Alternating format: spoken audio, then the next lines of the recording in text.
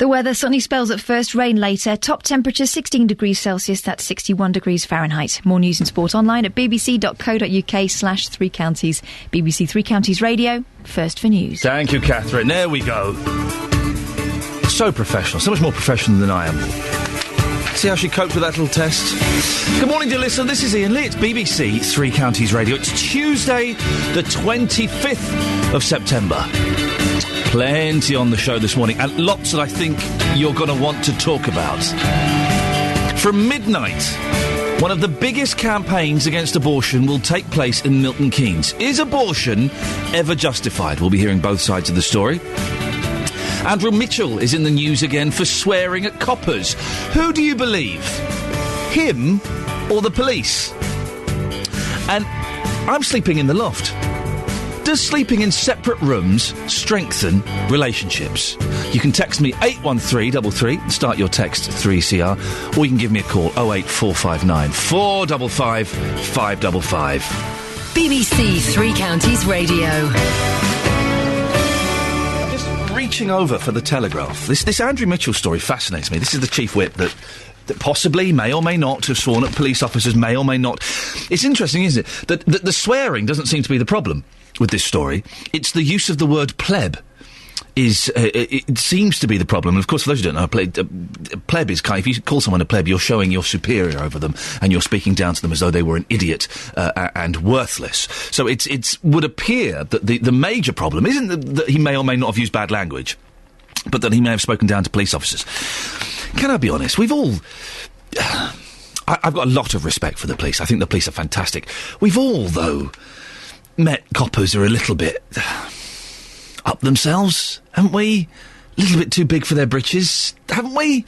I'm not saying it's right to speak to police in a derogatory way. Of course it's not. But sometimes you just want to shake them and say, come on, guys. Speak to me like a human being. But the Telegraph has got, supposedly, the whole rant, and we'll have a little look at that later on and see if we can find it. Who do you believe in this story? Who do you believe? Someone is lying. It's either the coppers or it's Andrew Mitchell. It's one of the two. So who do you believe? 08459 455 555. And we're not trying Andrew Mitchell or anything of what he said. Someone is telling a porky pie here, aren't they? Now, my natural instinct, of course, is to go with the police. But then again, we've heard stories recently, haven't we, of police kind of lying and covering things up. I'm talking about Hillsborough. And that's raised a few doubts in people's minds about who to believe. So just your gut feeling. Who do you believe? The police or Andrew Mitchell? 08459 455 555. Or you can text 81333. Start your text 3CR. Do you find the word pleb offensive? Well, I'll let you know kind of what side I'm falling on in terms of this in a little bit. But I'm keen to hear your opinions first. 08459 455 555. No, hang on. What's the phone number again? 08459 455 555. Where are we going to next? It's not the track. We're going to do the next... It is the track. Oh, I need to cue this up then. We're going to do the item. There's nothing in my computer. Is that okay? And that's why I was hesitating. It's going to be one of those mornings. We were all a little bit... Well, that's not in the place now. We were all a little bit cocksure this morning, going, well, aren't we in fine form? It would appear we're not. It appear we're very shambolic and all over the place. Let's have a little rethink. And while we're having a rethink, we'll listen to Billy Joel, shall we? OK, I think we've sorted out the problem. It turns out I'm an idiot. That's all it was. That's all it was. Very, very simple. There's not really an obvious solution to it, but I'm an idiot. 08459 455 555. Now, from midnight tonight, one of the biggest campaigns against abortion will take place. Protesters will stand outside abortion clinics in 316 locations worldwide, 24 hours a day for 40 days, including in Milton Keynes. Andy Burton is leading the Milton Keynes campaign.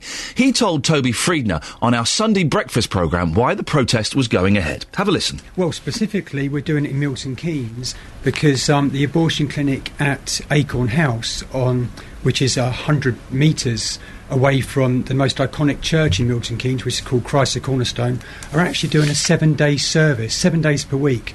Like on Sunday, they're open 9 to 5, killing the Milton Keynes children. Our future congregations of the 120 churches that surround that abortion clinic. And I looked at those, I just felt God was telling me, what on earth is this abortion clinic operating 7 days a week for when it's surrounded by 120 churches that are living in complete harmony? Well, Andy will be joining me in the studio later on, and if you want to give your views on that, do give us a call, 08459 455 555. Let's go back to before abortions were legalised, because, as we all know, they were still happening. Justin Dealey has been to meet Sally. She's now 90 years old, and carried out an abortion on herself. Sally, going back to the 1940s, you did have an abortion. It was an illegal abortion, and it's still something which haunts you every single day, doesn't it? Yes, it does really, because losing my son, I think I was being punished. And I also have a daughter-in-law, and she had an abortion, but hers was legal, and she still regrets it, really. But you must have been absolutely desperate. I can't imagine the pain and suffering that you went through, but you must have been absolutely desperate to do that. Well, Justin, we were living in two rooms, and I'd already had 2 cots in the bedroom. And we were hard up. We just couldn't afford another one. So I was pretty desperate. But I've regretted it since I've lost my son. And just try and describe, without being too graphic here, but just try and describe the pain that you went through, because this was illegal. You did this with a syringe. You did it yourself in a room. Yeah. The pain must have been just unbearable. Well, it wasn't too bad, and as soon as everything came away, I did go to the doctors and to have a check-up, and he just told me that I'd had a miscarriage, and I went to the hospital to be thoroughly checked out. So I didn't tell them the truth because I was a bit ashamed of it, really. Although it was my husband's child, it wasn't anyone else's, but we just couldn't afford it. I find it very, very interesting what you're saying. You're saying that you regretted it. Yours was illegal. Somebody in your family had an abortion as well, which was legal. They also regretted it. We're going to be talking to a man later on The Breakfast Show who wants abortion to be illegal once again, and he's going to really fight for this. Do you think that in this country it's about time it was made illegal again? Well, it's going to start the backstreet abortionists again, isn't it? As far as you're concerned, whether it's legal or illegal, abortion will always be here in this country. Certainly will, especially more so these days. You know, they start so young. Well, it's an emotive subject, and we will be talking about later on, and we'll be speaking to Andy Burton, who is leading the campaign against abortion in Milton Keynes. If you want to have your say, you can send us a text, 81333, start your text 3CR, or give us a call, 08459 455 555, 08459 455 555, and you can have your say about that. It's certainly going to be an emotive subject. Good morning, this is Iain Lee on BBC Three Counties Radio. It's 6:15, Tuesday the 25th of September. These are your headlines this morning. A 6-week-long abortion demonstration by Christian group 40 Days for Life begins in Milton Keynes at midnight tonight. American justice officials have welcomed the decision by the European Court of Human Rights to allow the radical Muslim cleric Abu Hamza and 4 other terrorist suspects to be extradited from Britain to the United States. In sport, it's been confirmed there'll be a tribute to the Spanish golfer Seve Ballesteros during this week's competition at Medina, west of Chicago. We'll have weather coming up in a few minutes, and also this morning we're looking at the disruption caused to commuters by the Luton Dunstable guided busway. Find out more after 6:30. BBC Three Counties Radio. Everyone loves a little bit of Bublé, don't they? Even come on, even you hard-nosed cynics, you love a bit of Bublé.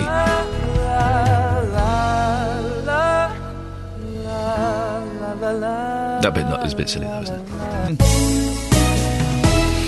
Now, this story just won't go away with it. The row between the politician Andrew Mitchell and the police continues to rumble on. The official police log of a confrontation between the government chief whip, Andrew Mitchell, and officers in Downing Street last week has now been published in full by the Daily Telegraph. We've got it here. We'll have a look at it in a bit. The log tallies with earlier reports that Mr Mitchell swore at the police and described them as plebs. But the government chief whip says he didn't swear at police and denies calling them plebs. Over now to our political correspondent, Paul Scoynes. Morning, Paul. Morning. Paul, this goes on and on. The saga between the police and the politician continues to rumble on. Where can it go next? Well, Andrew Mitchell was alleged to have said in this police log, "You haven't heard the last of this," as he rode off. And I think, unfortunately for him, he hasn't heard the last of this. He apologised yesterday, around 8 o'clock yesterday morning. And I don't know if you call it an apology. It was an apology for certain areas, and he still denied, that certain things were said. I think from what Nick Robinson was saying, the BBC's political editor, it looks like he's apologised for the swear words, but denies using words like pleb, and that for some is the more offensive of the terms, actually, because of the sort of connotations, I suppose, it has about class and the impact it could have on the government because of its sort of already uncomfortable assertions that it is a, to quote Nadine Dorries, one of our local MPs, a group of posh boys. So it is difficult, and it's going to be hard now to see that he's not going to have to come out and make another statement about this. So if this is the official log, which I think we can presume it is, and I've read through the piece last night, and it is pretty damning. It does seem that, who are you going to believe? Are you going to believe the policeman, or are you going to believe the politician? Well, this is some of it here. But Mr Mitchell said, best learn your flipping place. I'm censoring this slightly, obviously. Yes. You don't run this flipping government, you're flipping plebs. It is quite a rant, isn't it? And it's interesting that it isn't the swear words. It's not the swear words that are being picked out. It is this pleb. But, Paul, it's all right for us or others to call the Tories toffs and, make points about their class. But it seems it's inappropriate for them to do it the other way around. Why is that? How offensive is the word pleb?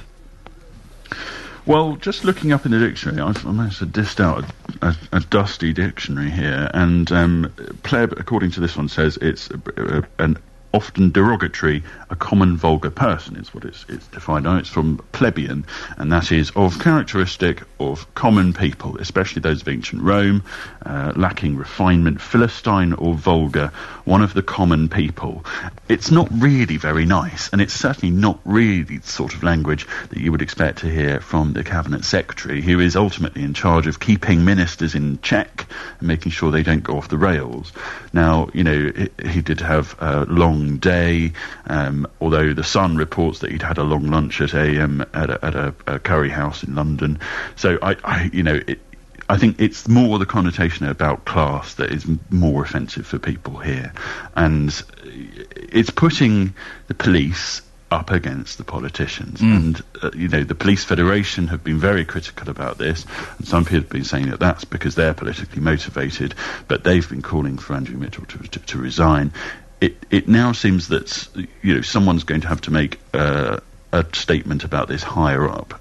We've heard various kind of messages of support from the Prime Minister. He's given his colleague his full backing, and people have read into that as they will. Yesterday Vince Cable at the Liberal Democrat conference was making jokes about the word pleb, and I don't know whether or not that was a dig or whether or not it was sort of designed to try and diffuse the situation.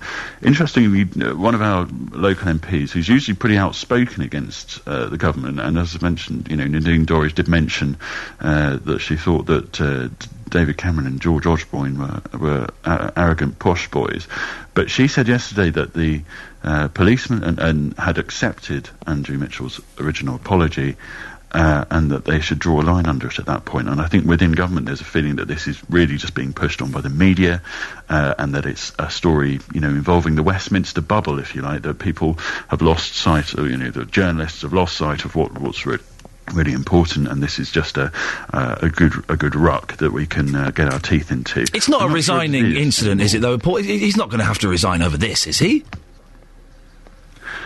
Well, you know what? I'm not sure. I don't know. If it rumbles on and becomes as caustic as it could do, then who knows? I certainly feel that, it was possibly a heat of the moment sort of rant. He probably wasn't thinking. He was very frustrated, maybe after a long day, and said some things he now will absolutely regret.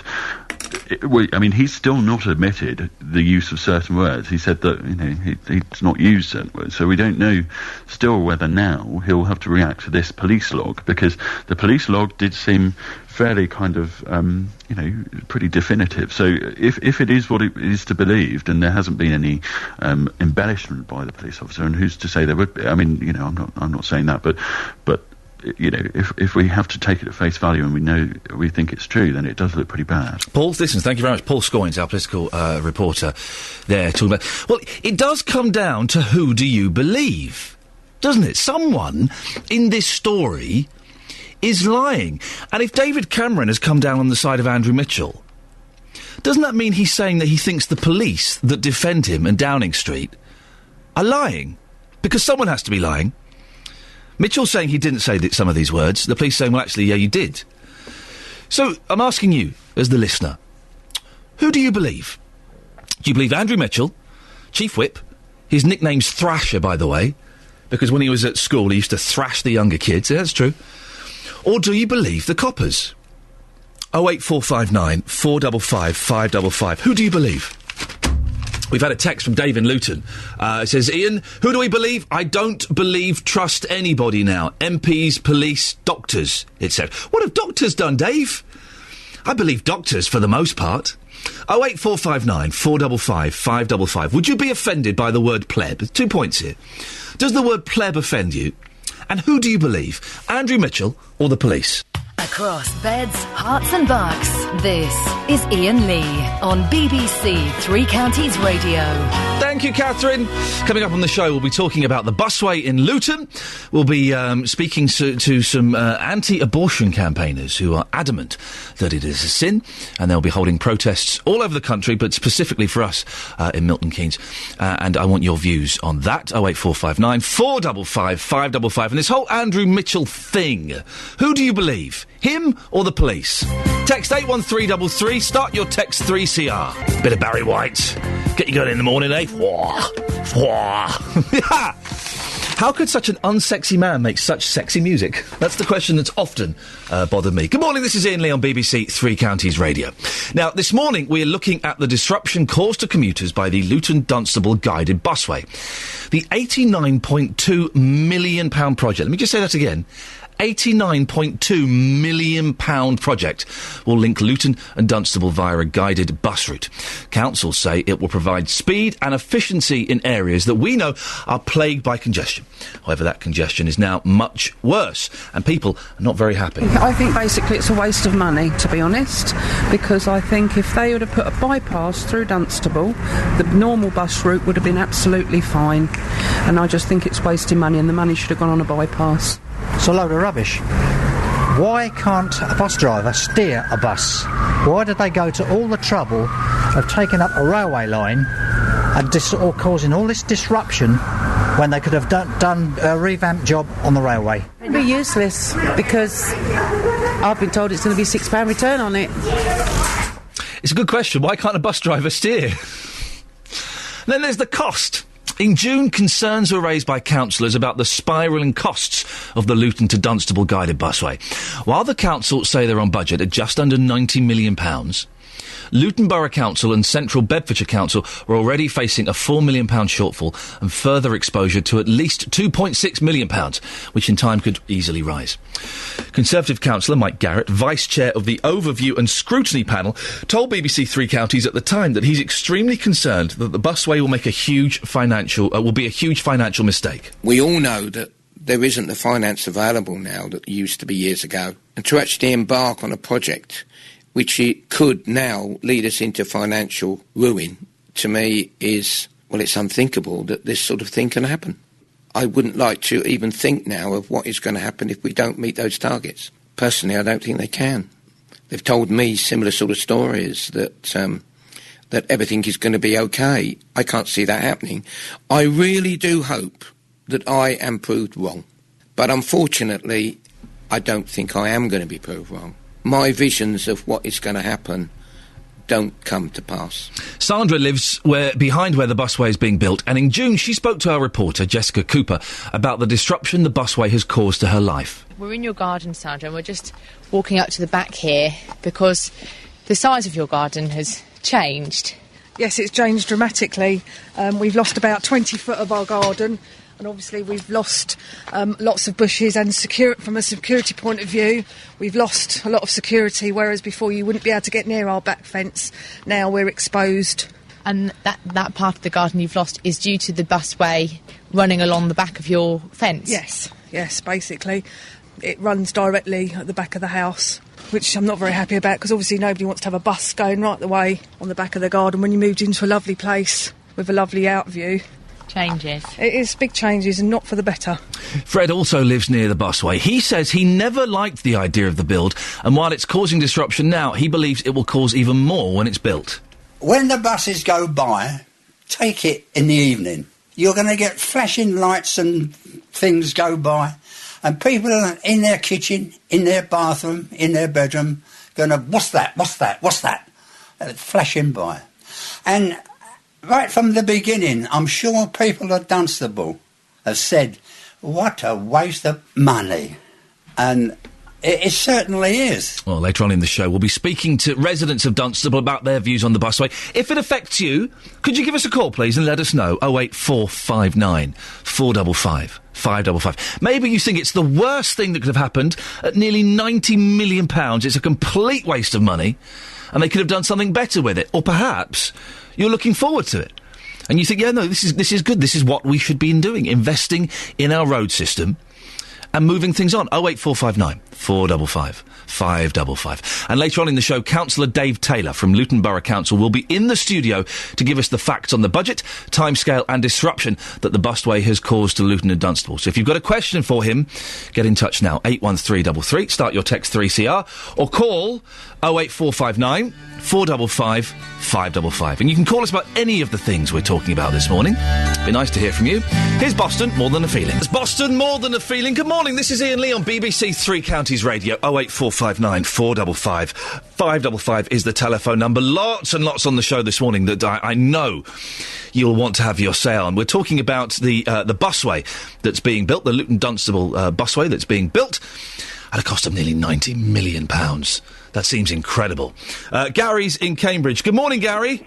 Morning. You've got one of these busways already, haven't you, in Cambridge? Yes, we have. I'm just driving along the A14 going from St Ives to Cambridge. We've actually got one of these bus routes that takes us from St Ives into Cambridge. It also goes other places. £90 million. This one, I don't know, I can't say that I know the exact price for this one when it started up, but it went well over budget. It took twice the amount of time they was hoping to build it in, well over budget. And no one, for the amount of people that use it, it's ridiculous. No one hardly ever uses it. Really? Have you ever been on it, Gary? No, I've never been on it.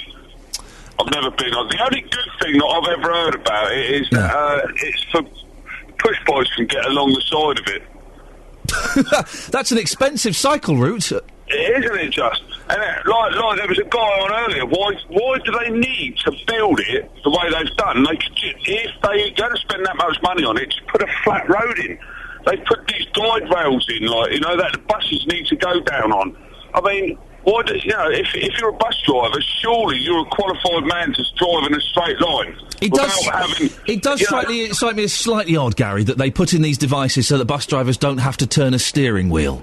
But £90 million, what could they do in the hospitals or in the schools with that? It's just outrageous. Gary, thank you very much. Gary lives in Cambridge, where they've got their own busway.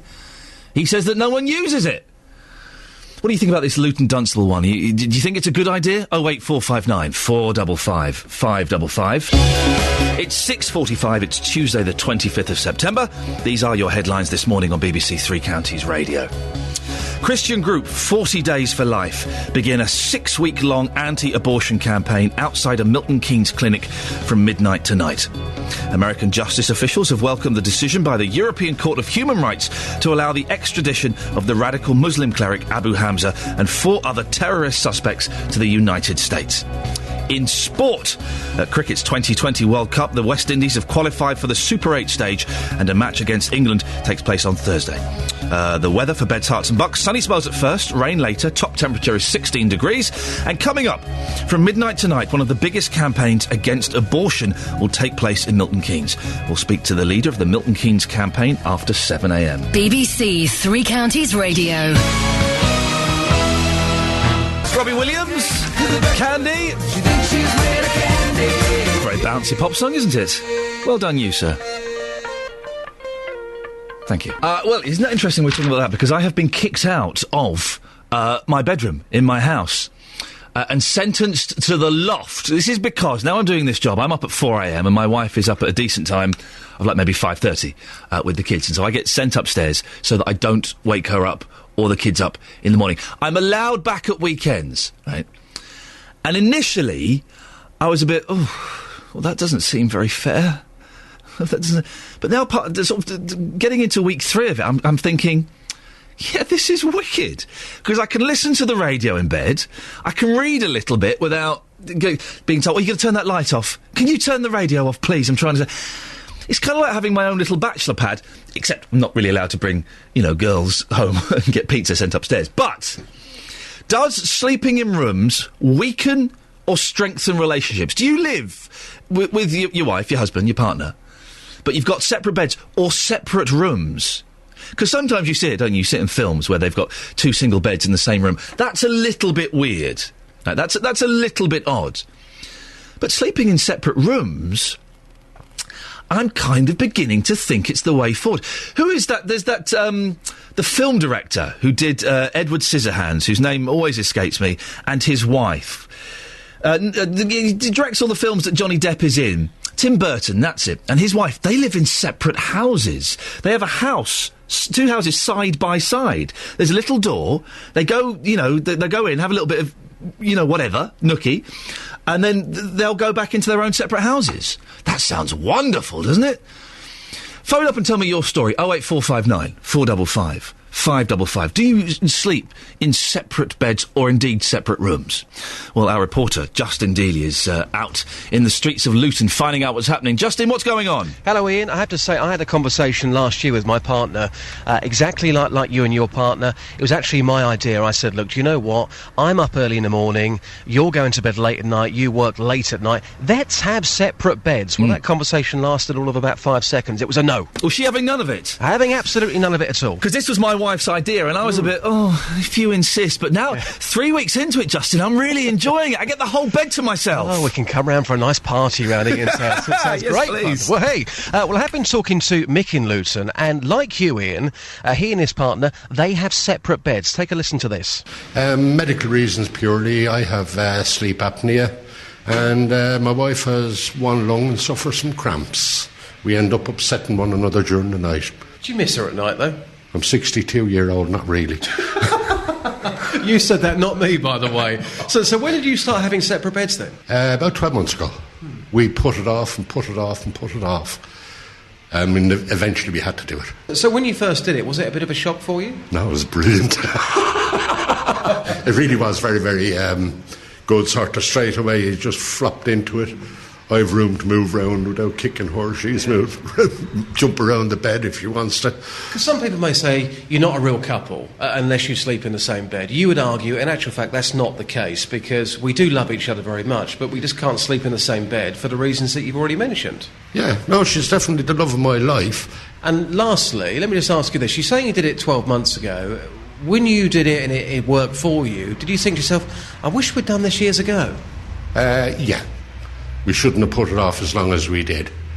But I didn't fancy doing it in the beginning, and neither did she. Sort of, i.e., galloping out of the marriage bed, if you like. By the way, I kept the big bed. And it was just one of these things, and we said, right, well, we'll try it for a while and see what happens. That's the way we went into it, trying it for a week, or I think we said, we'll try it for a month and see how it worked out. She went in the spare room, which was a tip I might add. So then I ended up with a load of work trying to sort the room out after the month. See, I'm listening to this, Justin, and he's obviously in love with his missus. They've got a fantastic relationship that is, if anything, strengthened by them being in separate rooms. Yes, I know. I think to a lot of people that they would initially think separate beds with your partner. No. Don't get that at all. But you've heard the story there from Mick, who says that, in his words, he flopped into it at first. He wasn't quite sure about it. Now he's really enjoying it. And yeah, you're right, Ian. If anything, their relationship is now a lot stronger. Justin, I'm a lot older than you. I'm nearly 40. I've got 2 kids. The days of us having bunky at home, you know, it's a rare thing.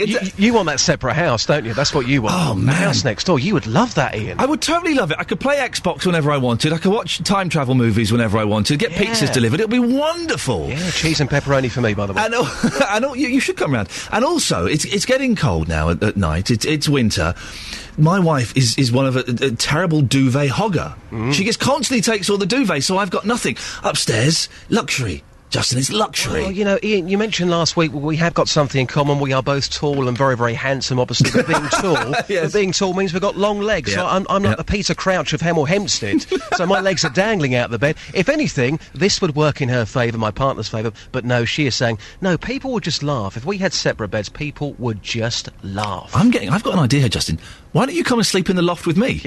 We could drive into work together. Be awesome. Oh, it's an offer I can't refuse. Justin, thank you very much. Justin Dealey there. Tell me your story. Do you sleep in separate beds? I think it's more common than perhaps we assume. Be honest, won't judge you. 08459 455 555. Or maybe you think it's the worst idea that could ever happen and it would totally ruin your relationship. 08459 455 555. Now, we're talking about the busway, the Luton to Dunstable busway. We've got Richard on the line. Richard has lived in Dunstable since the 40s. Good morning, Richard. Good morning. How has your life been affected by this guided bus? Well, the misguided busway. Yet again, just this weekend, Luton Council decided to close off Dunstable with yet another road closure of the 505 going into Luton. So we couldn't go to either Sainsbury's or Tesco's without going round through Houghton Regis, which is a black spot at the best of times. The whole idea, an 89 million and still counting with a large cost overrun, how they persuaded Central Beds councillors it would be a good idea for Dunstable is beyond me. There's never been a tradition of Lutonians to visit Dunstable. But Richard, you're not thinking ahead. Once this is done, the promise has been made that it's going to reduce traffic. Right. You have an anti-car Labour government in Luton that it won't reduce traffic. The whole concept of it is totally... the way that it's been set up is illogical because it's got an old bus, the old railway track to follow. It's got a few stops that is completely out of the way for many, many people. All this... I ask, how many bags can you carry on and off a bus to trudge quite some distances, sometimes miles, home? That's the illogical part of it. The cost overrun is unmanageable. It's to the detriment of Dunstable taxpayers who already pay a heavy price in council tax here. Luton make vast profits from their airport, and if there's any cost overrun, it should come out of that. They've obviously got money to squander because they paid for their misguided pop concert. The Love Luton Festival that we've spoken about extensively. Richard, thank you very much. That's Richard in Dunstable. He's not a fan. I'm keen to make this not one-sided. So if you think it's a great idea, this busway, can you give us a call? You'll jump straight to the front of the queue. Thank you, Sophie. Good morning, this is Iain Lee, BBC Three Counties Radio. Plenty to talk about this morning. Separate beds, abortion, and the Luton Dunstable busway. All that and more after the latest news and sport with Catherine Boyle.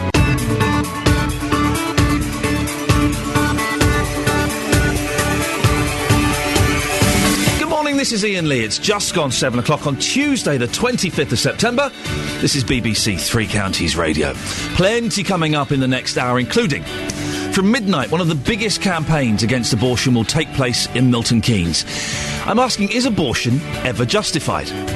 Andrew Mitchell is in the news again for swearing at coppers. Who do you believe? Him or the police? And also, I'm sleeping in the loft. Does sleeping in separate rooms strengthen or weaken relationships? There's plenty of ways you can get in touch on all of these stories. You can email 3cr@bbc.co.uk. You can text 81333, starting your text 3CR, or you can give us a call, 08459 455 555.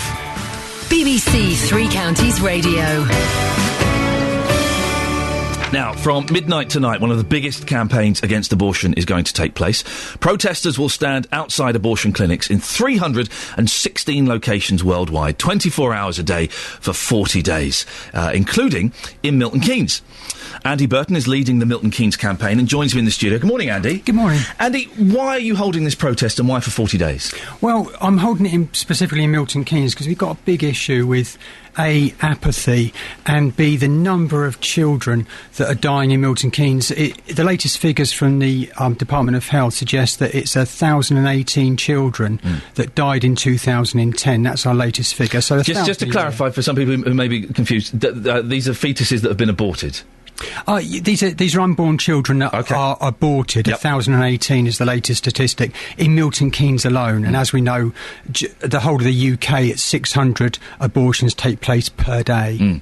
So horrific figures. How many people are you expecting to come for this protest? Well, it's a good question. I'm very thankful to the Bishop of Northampton, our Bishop Peter Doyle, who's asked all of the Catholic churches that can get to me to support me and get behind me in this. Luton Good Council have been very good, as have the people that went to the Walsingham bus trip to Our Lady of Guadalupe on Sunday. They came down to me last night and signed declarations of peace, a statement of peace that every person that comes with me has to sign, saying that they're going to act in a Christ-like manner at all times. But how many people are actually going to be standing outside this clinic, do you think? Well, generally it starts off small. It started in America about 8 years ago with a couple of people. Is it just you? No, it's not. Okay. No, it's not me. 5, 10? Well, bear in mind, Ian, that it's 24 hours a day for 40 days. What we don't want is 50 people on at midnight tonight and then no one else for the rest. So we're spacing out. How many? Well, ideally, we want a minimum of 2 people round the clock for the 40 days, and it will grow as momentum takes place. And we're only just one of 316 locations around the world doing this at exactly the same time. If it's just 2 people at a time, it doesn't sound as though very many people care about it or agree with your argument. Well, I'd say that it's more like not many people care. Right. There's a great problem in Milton Keynes. We've got 120 churches surrounding that abortion clinic, and the amount of apathy it's tangible, and I feel called by God to break the harmony that's existed for those years that the clinic's been there in the centre at Acorn House, surrounded by those 120 churches. I'm calling on the body of Christ. Surely there's at least a few people in each congregation that can loves Christ as much as I do to join us. Is it apathy, or is it that these people think you're wrong and actually abortion is okay and acceptable? Well, you've got a good point. I believe in my extensive experience of doing pro-life work pretty much full-time as well as train driving, that I found that it's mainly apathy. A lot of it is church leaders not wanting to upset their congregation. However, if they manage to just do some simple research, you'll see that Abby Johnson's book, which is a bestseller in worldwide now, she's a former abortion clinic worker and one of the 69 abortion managers that we've converted to Christianity. She says in her book that 40 Days for Life vigils killed her with kindness, and she said that 30% of the people that have abortions are Christian, and they go into the clinics and put their legs in the stirrups with a rosary in one hand and a Bible in the other. It's a big problem. What I don't understand is, OK, let me ask you this first of all. Do you think that abortion is ever justified? No. What about in situations of rape? The woman's been forced to have sex. She's pregnant in the most hideous, awful circumstances. Why would she want that baby? Well, why not? It's her baby. But it's not her baby. It's not her baby. It's a situation that's been forced on her in probably an aggressive, unpleasant manner. Why would she want any reminder of that situation taking place? Well, there's a few points. You've said already that she's got this baby, and whose baby is it? So she's already a mother. You can't change that. But you cannot. But at what point does the fetus become a baby? That's an interesting. Science has caught up now. Secular science has caught up with the Bible that said from day one that life begins at conception, and we know that for a fact. Well, we don't. But it's not a baby, though, is it? Oh well, it is. It's just that's what we all look like. Right. Even me at that age. Can I say on the website, the 40 Days for Life website? Yeah. There's a quote at the front. It says, "If my people who are called from the Bible, if my people who are called by my name will humble themselves and pray and seek my face and turn from their wicked ways, then I will hear from heaven." You're saying that people who have abortions are wicked? I didn't say that. That's the quote that's on the website, your website. No, that's a quote from, I believe, Corinthians. It's a wonderful quote about. But it's on the 40 Days for Life website. You click on the homepage. Yeah. And so the implication is you are calling people who have abortions wicked and sinful. What that is it's saying that the shedding of innocent blood is crying out to our God, like the story of Cain and Abel. Yeah, the shedding of innocent blood is a wicked thing. So you're saying that the women who have abortions, even if they've been through a hideous situation like rape, they are wicked. It's the most wicked act to do to a baby. Okay. We've got, on the line, Claire Murphy, who is from BPAS, which is the abortion clinic in Milton Keynes. Good morning, Claire. Good morning. Claire, what do you make of what you've heard from Andy so far? Yeah, well, in some ways, I think it's quite heartening that obviously so few people are going to turn out to join Andy, and that by and large religious leaders around the country accept that encouraging people, whatever their views on abortion, to hang around outside abortion clinics, basically trying to distress and intimidate pregnant women, isn't a particularly moral act to undertake. So. I think at that level it's quite encouraging. I do find it very sad that Andy thinks this is a appropriate thing to do. I mean, in our experience, however small these demonstrations are, it simply causes extra distress to women on what for some women is already a very distressing day. So, Andy, you said it's going to be a peaceful protest, but can you understand Claire's point that some young women, any woman of any age, could find it intimidating and distressing to see you there protesting? Well, morning, Claire. I want Claire and her fellow workers at the abortion clinic in Acorn House to know that we're actually praying for them. There's no animosity there. But just the point that if you're a young girl, so you're a 16-year-old girl going for an abortion, it's already an intimidating experience to then have protesters outside basically saying that you are wicked. That's going to be horrible for that poor girl, isn't it? Well, it would be, but the fact is that we're not wicked, and you're... No, but you're saying that they're wicked. Well, we're not doing that at all. We're actually... Your website's saying it, Andy. Well, no, it doesn't. Why has it got a quote calling people wicked on the front of an anti-abortion website, then? It's a quote from the Bible. Yeah. If people do a Google search for 40 Days for Life, Milton Keynes, they'll see for themselves. And I just quoted Abby Johnson's book, who is, like Claire, an abortion worker, killing babies for a living. Well, I'm not going to let you say that. I think that's quite an unfair thing to say, killing babies for a living. Well, it's a fact. Well, it's not a fact, Andy. It's not a fact. It's your opinion. What are they doing there? It's your opinion. Who's killing these 1,018 babies a year? They're not killing babies, Andy. What are they doing there? Andy, it's your opinion. But it's not. It's a fact. It's not. Abortion is a killing of a baby. And it's not a fact. It's your opinion. And I'm letting you have your say, so just be careful, please, OK? Claire, what do you make of that? I just think Andy has no grasp on reality, I'm afraid. I mean, the point is this. Women make the decision to end a pregnancy because it is the right thing for them and their families at that time in their life. Unfortunately, contraception isn't 100% effective. Many women are let down by their contraception. They make the decision to end a pregnancy because it is not the right time in their life to bring a baby into the world. It's that simple. They don't do it because they have no conscience. They do it because they think it is the right thing for them and their families at that time in their life. And when they come to a clinic like BPAS or access information from their doctors or the NHS, they are coming to get information about a very private matter. and to have to walk past, you know, even if it's just a handful of people waving their banners and sometimes pushing plastic fetuses into their hands, as I say, it just makes what for some women is already a difficult day that much more difficult. And I return to this point. I cannot see how it is moral for a group of people who profess to want to help women to basically stand there and make their lives more difficult. I've got nothing against Andy campaigning against abortion. You know, good luck to him. I mean, as I think, I mean, you know, we talked earlier about whether it was apathy, his failure to rally the troops, as it were, or maybe it's the fact that just the vast majority of people in this country just profoundly disagree with him. I think the majority of this people, and all the polls show this, you know, really strongly believe that women do need the ability to make a decision about an unwanted pregnancy or pregnancy they can no longer carry to term. That is the marker of a compassionate society, not standing outside abortion clinics haranguing women. Andy?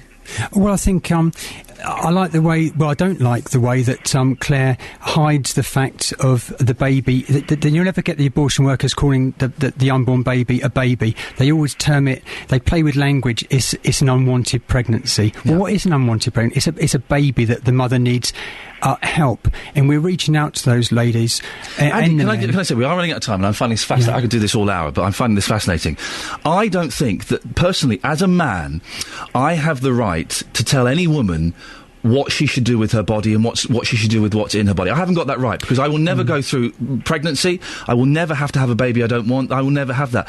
What gives you the right to tell these women and these girls what to do? Well, I've had so many men come to me and break down, you know, people that, you mentioned abortion, and they tell me that they felt powerless to stop their girlfriends, for example, aborting their children, and they mourn and grieve. We've saved 6,000 babies worldwide so far in the 8 years. I don't feel that I have the right as a man to tell a woman what to do with her body. I don't have the right to say, right, for the next 9 months you're going to go through this and have this baby whether you want it or not. I don't have that right. Well, we need to get a backbone, as the church does. What, men? Men, yes. Men need to get a backbone? Men need to get a backbone and support these women in a vulnerable position. And we're reaching out prayerfully and peacefully to these women and saying, we can help you. Surely we can support them by listening to their wishes and their views and going along with them as best we can. Why go along with a bad decision? To kill a baby is never a good decision. Claire, very quickly, you've got 30 seconds. Do you want to respond to that? I mean, I think Andy says it all about his beliefs and his views on both women and men, and I think your listeners can make their judgments on the basis of what he said. Claire, thank you very much. That's Claire Murphy from BPAS. Andy, thank you so much for coming in. That's Andy Burton, who's leading the Milton Keynes campaign against abortion. 40daysforlife.com is the website if you want to have a look. Time to get your views, dear listener. What do you make of all that? Who do you agree with, Claire or Andy? 08459 455 555. It's 7:17. It's Tuesday the 25th of September. These are your headlines this morning on BBC Three Counties Radio. From midnight tonight, members of Christian group 40 Days for Life begin a 6-week protest outside a Milton Keynes clinic as part of a worldwide anti-abortion campaign. A Luton businessman's been jailed for 4 years after being caught arranging sham marriages for Bangladeshi men seeking UK residency. In sport, at cricket's 2020 World Cup, England will meet the West Indies in their first Super 8 match on Thursday. Weather coming up shortly with Chris Bell, and also on the show, we've been looking at the disruption caused by the controversial £89 million project set to link Luton and Dunstable via a guided bus route. Before 7:30, we'll hear from more people affected by that. BBC Three Counties Radio. Dear, don't forget you can give us a call about any of the things we're talking about this morning. 08459 455 555 is the telephone number. You can text as well, 81333. Start your text, 3CR. Now, we've got a call about the busway that's happening, Luton Dunstable busway. It's Colin in Bigglesway. Good morning, Colin. Good morning, Ian. Colin, what do you make of this busway? Well, I've actually travelled on the Cambridgeshire one. I'm a railway enthusiast, but I thought I'd go and have a go, see what it's like. Right. And I found that although it's tied up in city traffic in Cambridge, on the busway itself, it's fast, it's comfortable, and busy. The original idea was that they'd have, it was I think 6 buses an hour. Well, they've now got 9 buses an hour each way on this route. In the days when the train ran, it was 1 train every 2 hours. Now, I found that, it was a good, comfortable ride, and they've built it expecting to have a new town built at Oakington that hasn't happened. So, despite that, it's a very busy route. Why were you against it initially, Colin? I won't claim to be against it. Somebody's got to pioneer these things, and I wanted to just see what it was like. Yep. So I went over, had a ride on it, and was pleasantly surprised. Okay, so you think that the Luton Dunstable one is an equally good idea, even at £90 million? I can see some problems with it, but the fact that it's running through between Luton and Dunstable, where you've got a very busy 505, it's going to provide a fast route between the two places. Now, my own preference would have been, as they were planning in 1990, my preference would have been to reinstate the train. And it only got stopped by privatisation. If you went to Bedford Station and saw the trains there, where they were winding through the destination blind, the trains were provided, 20 of them were built, and they had the destination Dunstable on board. You saw it going through on the blind. Now, it got that close to being completed, and it was only privatisation that stopped it then. And in that respect, I've not got a great deal of confidence in politicians. There we are. Who does these days, Colin? Thank you very much. Colin in Biggleswade there. Cambridge Busway works. He's all for it. What about you? This Luton to Dunstable busway, good idea? £90 million. It's a lot of money, isn't it? Now, I am sleeping in a separate bed from my wife at the moment because I'm getting up at silly o'clock to come here and entertain and indeed educate you, dear listeners, and it's my pleasure to do that. I'm not complaining in the slightest, but my wife has kicked me into the spare room. And at first I was a bit, oh, really? That's not fair. But now I'm really enjoying it. And I was wondering if you slept in separate rooms and how had it affected your marriage? 08459 455 555. Karen's in Bedfordshire. Good morning, Karen. Good morning. Do you sleep in separate rooms? Oh, I don't know, but I think you're going to live longer because I know a couple, they have never ever slept in one bed, ever. Now, he passed away at 89. He's still going at 92. Fantastic. And I attribute their longevity to a good night's sleep. They've never had a disturbed night's sleep because, of course, she never rolled over and hit him. He never hits her. They've got 4 kids, so at some point they've had to be in something was happening, yes. Yeah. But they've got into separate beds all their married life. They also had separate chairs. They never had a sofa. So separate chairs. That's genius. I know. She sat in her armchair. He sat in his. They read a book each. No television. I like this. Karen, without prying too much, can I ask, do you have a partner in your life at the moment? Unfortunately, fortunately, no. Okay, and is that through choice? Never got round to it. Really? I never got around to it. So you don't have the problem. So you sleep in your own bed anyway? Yeah, so hopefully I'll live till I'm 92. You could do. Karen, thank you very much. Karen in Bedfordshire. You can live longer if you sleep in separate beds. It's scientific evidence. Now, the Luton Dunstable guided busway, we've been talking about it all morning. It's costing £90 million. The council says it's the first guided busway in the 3 counties and it will reduce traffic in congested areas. Well, when building work started on the busway last year, BBC 3 Counties spoke to Chris Pine and Colin Brown, who both live in the Luton and Dunstable area. Chris was negative about the busway, Colin was for it. Well, how do they feel now, a year on? Good morning, gentlemen. Good morning. Chris, what's your opinion? You were negative. What's your opinion about the bus at the moment? Well, my opinion hasn't changed at all. And in fact, I think you said it was £90 million. I was told it was £80 million. So that's an increase of £10 million already. And I just feel that really for what it's doing and what it's achieving, it's an awful lot of money for very little. But it's going to make Luton an exciting place, isn't it, Chris? We're innovative. We're pushing technology here. Well, it is, I suppose you could call it innovative, but from what I've seen of it, and it's obviously currently being built, as you quite rightly say, is that there's very little of it that seems to be on the guided bit, and there's quite a bit of it that actually goes on the normal road. So I can't really see how it's going to really cut down congestion that much. Colin, you're a Luton resident, and you were for the busway when we spoke to you last year. Still for it?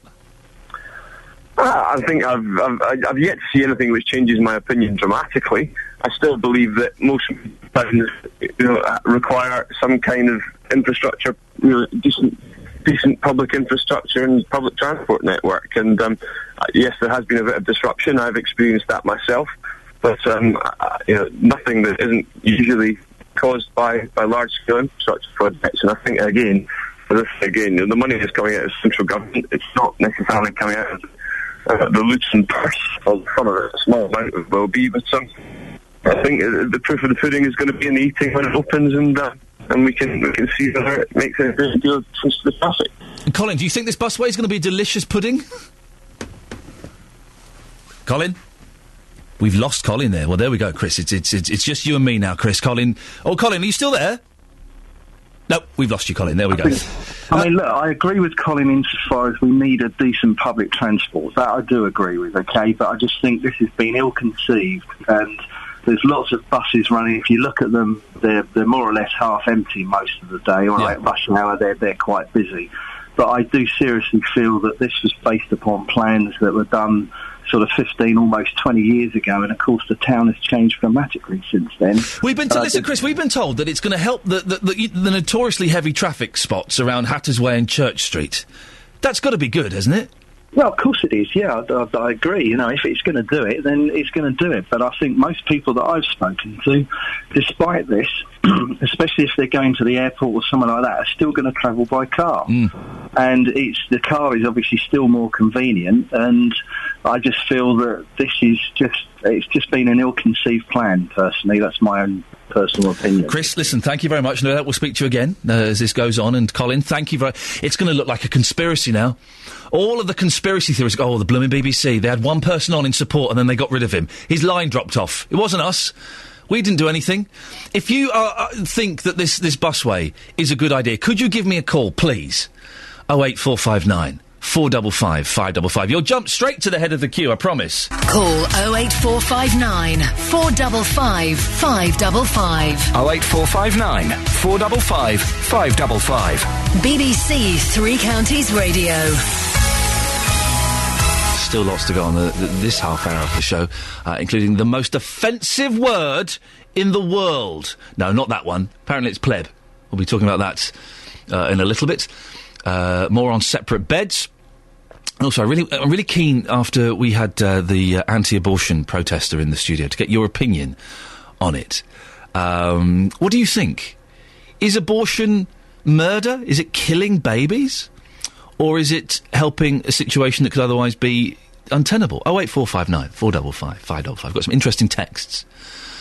Let's just quickly do some of these. Alan in St Albans says, I still, in remembrance, remember my child that my girlfriend aborted, brackets, killed, 20 years ago without telling me.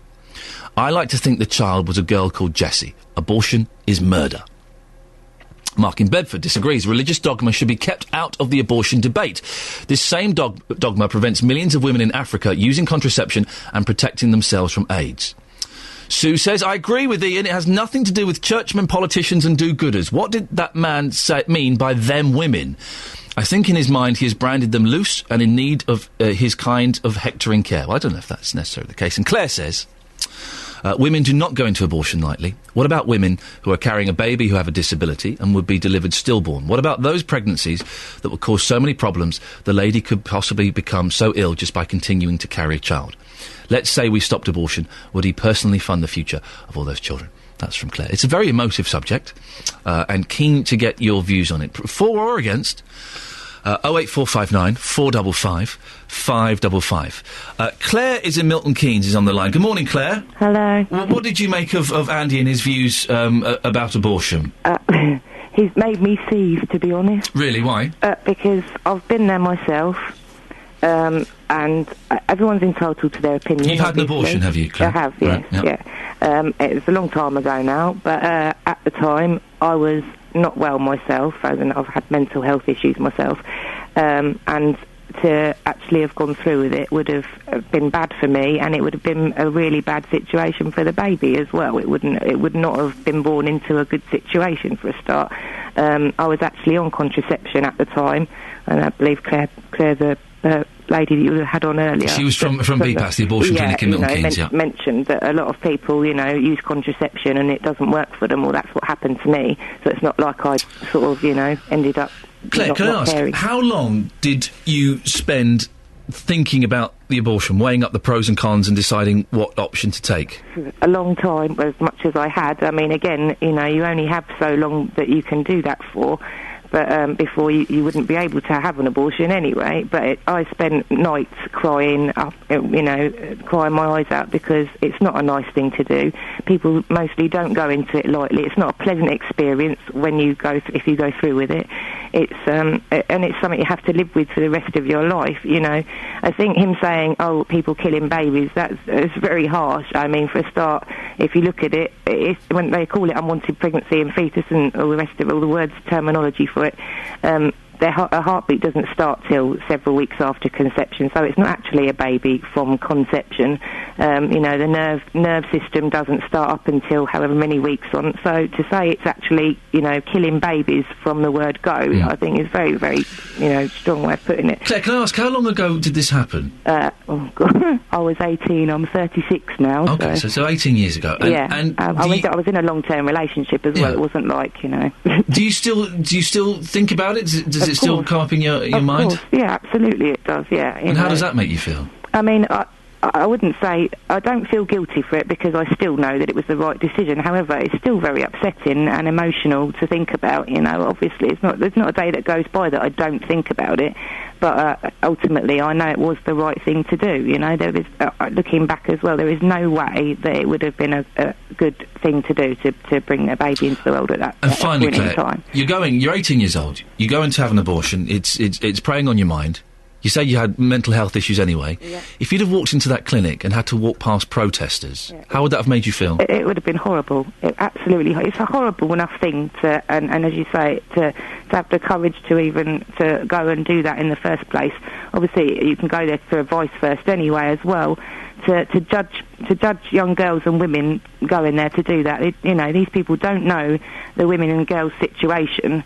For the first point, that what they're going for, it would feel horrible, absolutely horrible. It's not something that you need when you're going for something like that. You already feel horrible as it is to go there and do that. And Claire, go on, finally. They're from the church. I mean, I understand they have their opinion, but their beliefs are no sex before marriage, no contraception. So if you're from the church and believe in all that thing, then fine, maybe apply it to people that actually practice that religion, which presumably wouldn't necessarily get in that situation in the first place. But to apply it to everybody that doesn't necessarily practice that religion, and that's their choice, and why should they be made to feel horrible for doing something? Claire, thank you very much. Claire and Milton Keynes there with her story. 08459 455 555. You can text in as well.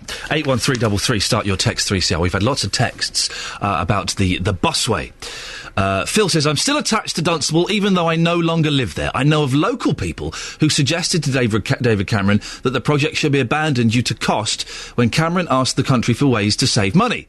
The reply from Downing Street was that the project was passed the previous day and could not be backtracked.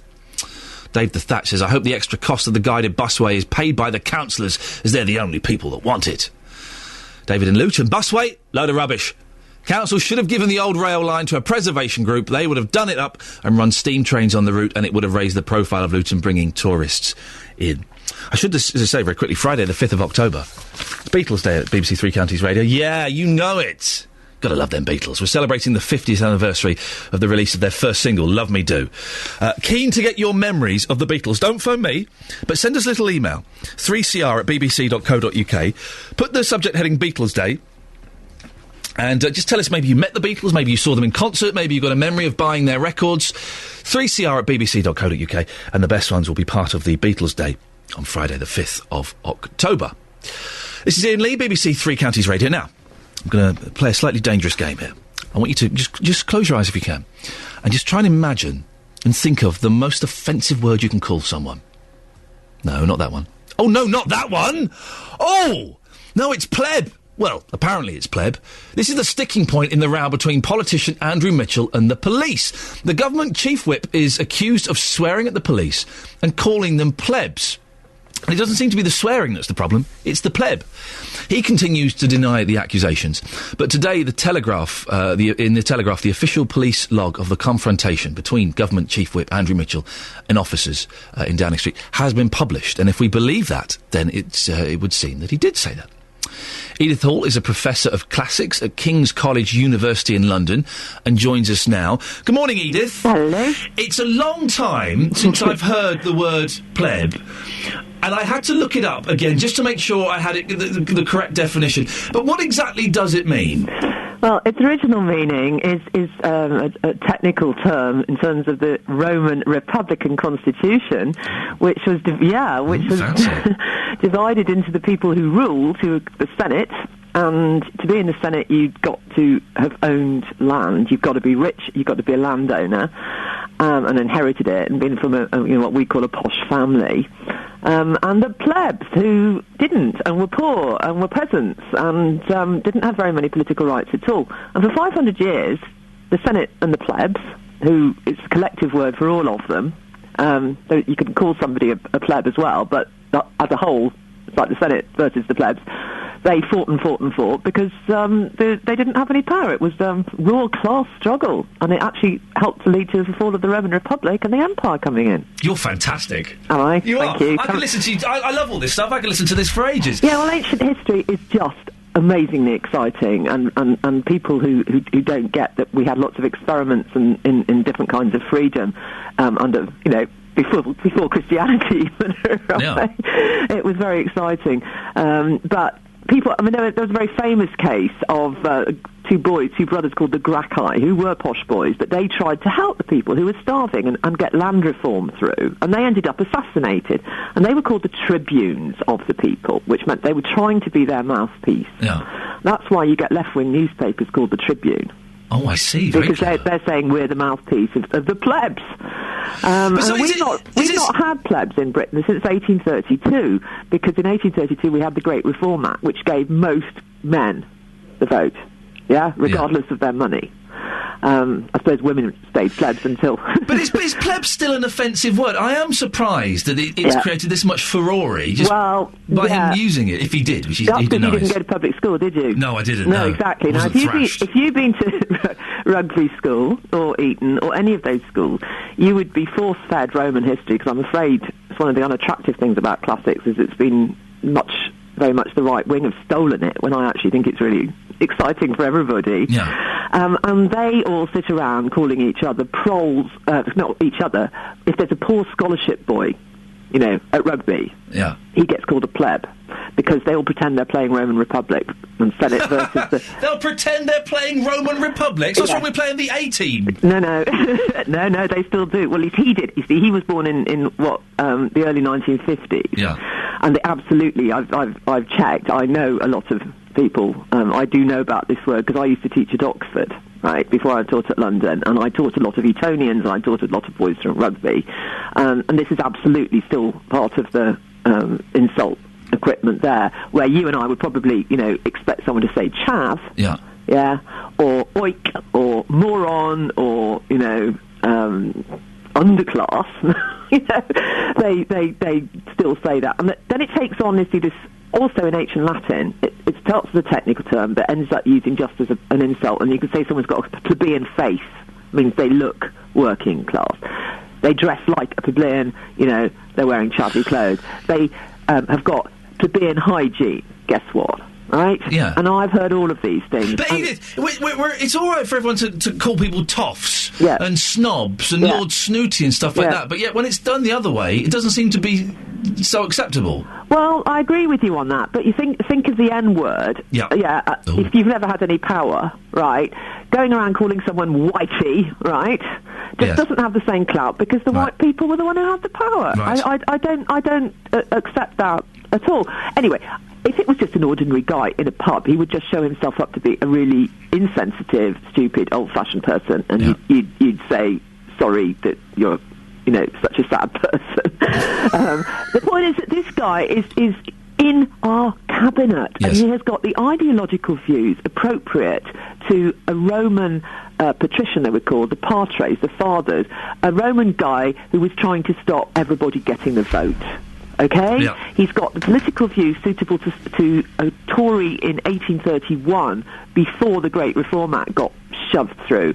If you read Nicholas Nickleby by Charles Dickens, you find the word plebeian used as an insult, because he's talking about that, early 19th century world. Yeah. before charters and before the proper reforms, where only about 5% of the people in this country had any political power. Edith, I have to let you go there because we're running out of time. I'm coming round to yours for lunch one day because I could sit and listen to you for hours. I heart Professor Edith Hall. Thank you so much for that. 7:46, it's Tuesday the 25th of September. These are your headlines this morning on BBC Three Counties Radio. A 6-week-long anti-abortion demonstration by Christian group 40 Days for Life begins in Milton Keynes at midnight tonight. Police have arrested a second man in connection with the murder of Hatfield man Darren Leonard. And in sport, Milton Keynes Dons host Sunderland in the League Cup third round tonight, while Luton visit Tamworth in the conference. The weather for Beds, Herts and Bucks: sunny spells at first, rain later, top temperature is 16 degrees. And coming up, at midnight, protesters are planning to stand outside abortion clinics in 316 locations worldwide, 24 hours a day for 40 days. After 8 a.m, we'll hear the Brook Clinic in Milton Keynes, who specialise in support and information on sexual health for young people. BBC Three Counties Radio. I love them Beatles. Oh, I'm getting out my Beatles box set later on and having a little bit of that. Now, we've been talking on the show. What a lot of light and shade this morning, isn't it? Thank you so much for taking part. We've been talking on the show about sleeping in separate beds because my missus has sent me to the spare room. And at first I was a bit, oh no. But now I'm like, oh yeah. It turns out it's a positive thing. Do you sleep in separate rooms or separate beds? Well, Pam and Mac do. They live on a canal boat in Cosgrove. She sleeps in a separate bed to her husband, and they have date nights. Pam and Mac, you're on the line now. Good morning. Good morning. Morning. Now, how long have you been in separate beds, you two? Yeah, a couple of years or so. A couple of years, yeah. Pam, I'm guessing it was probably your idea, was it? It was a health idea to start with. It was a what? It was a what, sorry? A health idea? Yeah. Go on. Because I suffer with a bad back. Oh, that old chestnut, yes. I sometimes need a bed on my own. So right. It started like that. And then we found that it was so comfortable, and he wasn't waking me up with his snoring, and I wasn't waking him up with my snoring. And we found that it worked well for us. Mac, how did you feel when Pam said, look, do you know what, my back's killing me, could you go and sleep in the spare room? How did that make you feel? Well, it didn't quite work like that. It was just a matter of her back just went all of a sudden. She wasn't able to move at all. And it wasn't a matter of a decision. It was one of those things that had to be done. And we've got the two sleeping areas on the boat. It just seemed quite logical to me. So no one asked me to do it. It just happened. Now, some people, Pam, might suggest that it's not particularly healthy for a lady and gentleman who are married, and I'm trying to keep this clean if I can, to sleep in separate beds. How do you keep the relationship healthy? Well, steady. Basically, it's quite fun. Okay, again, now we've got young ears listening, so be careful. Yeah, if he wants to come for a little cuddle, he'll sort of put his arm around my shoulder in the morning, perhaps. Oh, yes. And say, I'll meet you later. Oh, what? And you smooth talker, Mac. And Pam, has he put his arm around your shoulder this morning? No, unfortunately my back's playing up again. But if your back was all right, anyway. So, and then where does it? Who's? This is so delicate, and the kids are still in the cars at the moment, probably. Which bed? Where do you go later? My bed. Yeah.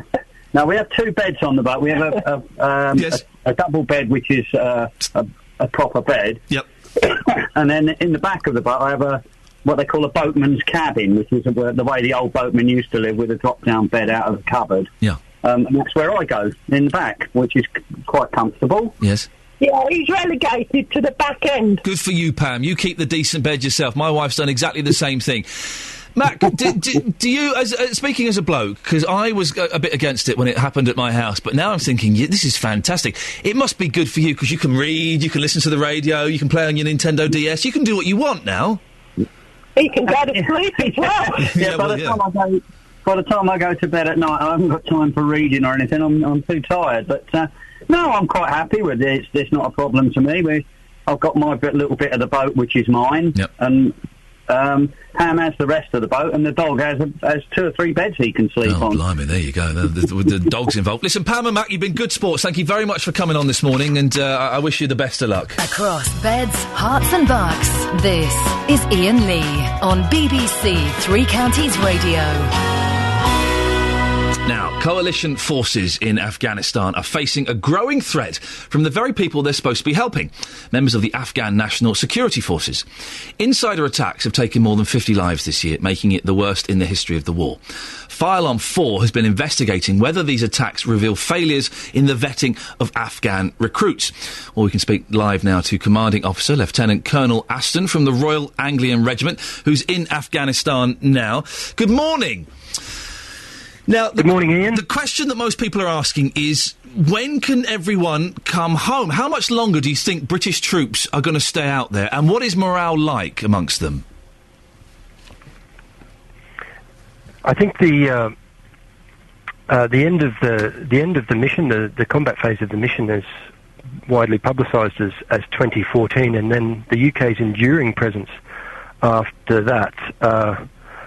I'm not really in a position to comment on what that would look like, only because I don't know. What I can talk on is the return of the 1st Battalion, and we'll have everybody back home after our 6-month mission by the end of October. Mm. And what is morale like? Because we have been hearing about these attacks from Afghanistan police and people that supposedly we should be trusting. So I'm guessing that the troops are feeling, I don't know, betrayed. How are they feeling? I haven't seen that in my own battle group. Of course, the loss of any soldier, particularly in this type of incident, is tragic indeed. But our soldiers understand that the threats come from a variety of sources, and we mitigate that through our force protection measures, and we escalate them as required if tensions are heightened. And this isn't the first time this has happened. Mm. In terms of morale, I haven't seen a dip in morale because of these type of attacks. Of course, our soldiers are more cautious. But what it doesn't do is threaten the good relationship that we have built up with our security partners. Bearing in mind we've yet to see an incident like this in my district. Lieutenant Colonel, is there anything that we can do to stop these attacks? Because if an Afghanistani wants to join the security forces and has an ulterior motive or wants to get hold of a uniform, they can. So there's very little more we can do, is there? I think at the district level, down at unit level where I am, we mitigate the threat by remaining attuned to our environment and the strong relationships that we've got. We've got to understand that these are isolated incidents. And the reality is, and my first-hand experience in Southern Health, is that our Afghan partners are equally as shocked when these type of things happen. Mm. I would agree that more stringent vetting of the ANSF, the Afghan National Security Forces, is something that requires further consideration. But that's something for the Afghans to lead on, and certainly way above battalion level where I sit down here in Natty Alley district. Mick, let's end on a lighter note. What are you looking forward to most when you come back home? I'm really looking forward to seeing our soldiers come home feeling 10 foot tall and proud with their achievements, and seeing them back with their loved ones. That's what I want to see. Thank you very much. That's the Lieutenant Colonel Mick Aston. And there was a slight delay on the line, but he was in Afghanistan, so I think we can tolerate that. 08459 455 555. We're talking about the Luton-Dunstable busway. Man, we're going all around the topics this morning, aren't we? I love it when it's like this. We've got Andy in Luton. Good morning, Andy. Good morning. Andy, are you for or against this £90 million busway? Well, I'm for it, but I don't know why they couldn't have made it a dual-purpose thing, a bit like Sheffield. I mean, OK, in Sheffield it's a tram, and it took local investment, but I'm sure there must be an engineering way of putting a train on the same way. Scheduling the buses between the trains. OK, so I'm not aware of the one in Sheffield, so it's a tram system, basically? It is, yeah. Yeah, it runs on the street, effectively, and it has its own runways in between. Because trams were going to make a comeback. I remember about 10 or 15 years ago, trams were the buzzword, and they were going to introduce them in London, they were going to get them in, and if that worked, they were going to take them all around the country, and then they've seemed to abandon it. Do you think £90 million, Andy, is an appropriate amount of money to spend on something like this? A lot of people say it's very excessive.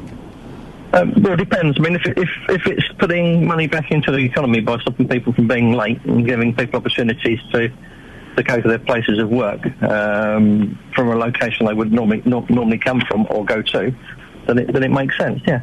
Andy, thank you very much. Well, you can have your say on this morning. 08459 455 555. You for it? 90 million quid. Think of all the ginsters you could buy with that. It's a lot of money, isn't it, to be throwing at this? And we've got, I don't know how much longer there is, another 4 months? Maybe another 6 months? It's going on and on and on. I drove past it the other day. Hey. You can give us a call on that, and also sleeping in separate beds. Is it helped? Has it saved your relationship? 08459 455 555. You can text as well, 81333. Start your text 3CR, or you can email 3cr@bbc.co.uk. Another hour of the show to go. JVS will pop in and say hello. Talking about the busway, separate beds, and abortion.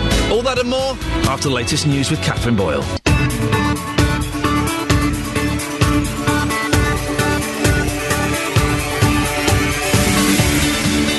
This is Iain Lee, BBC Three Counties Radio. Lots going on in the show. Looking for your stories about sleeping in separate rooms? I've started doing it. I love it. Oh, the best night's sleep ever. And I get to keep all of the duvet. We're talking about the Luton Dunstable busway as well. £90 million. Is it money well spent? And from midnight, one of the biggest campaigns against abortion is going to take place in Milton Keynes. We're asking, is abortion ever justified? 08459 455 555. BBC Three Counties Radio.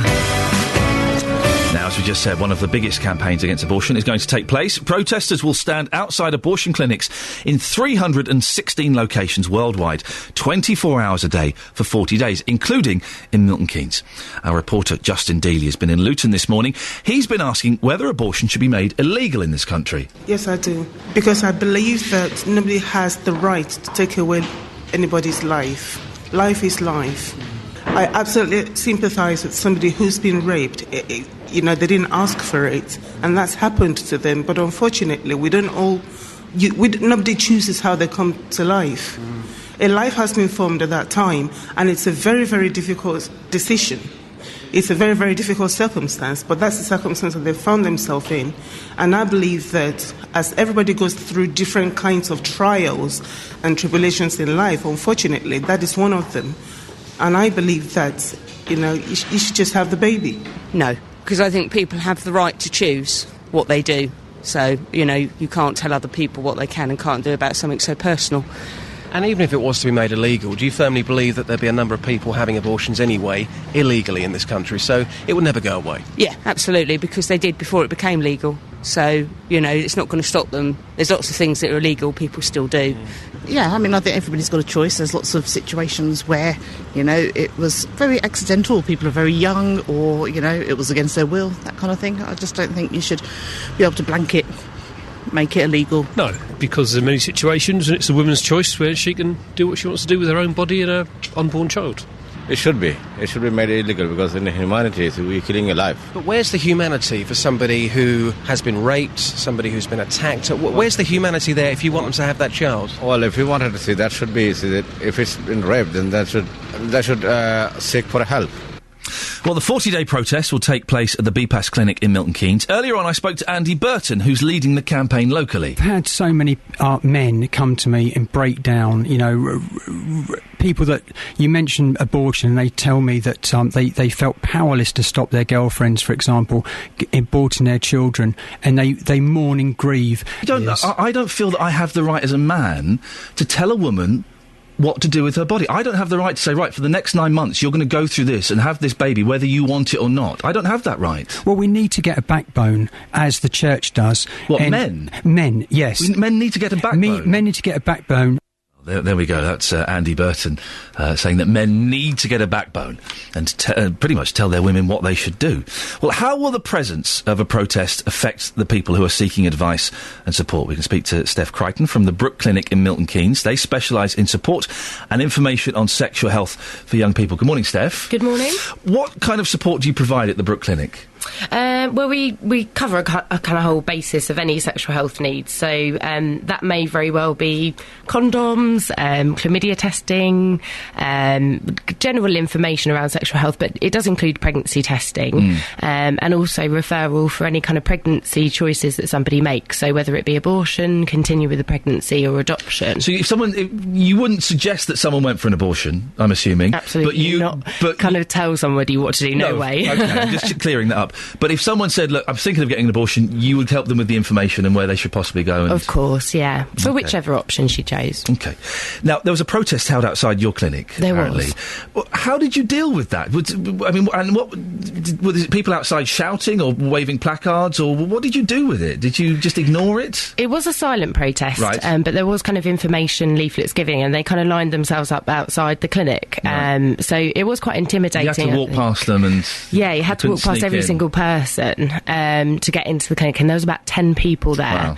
Wow. What we tried to do is kind of warn the clients prior to that, but it's quite hard because we run a drop-in service.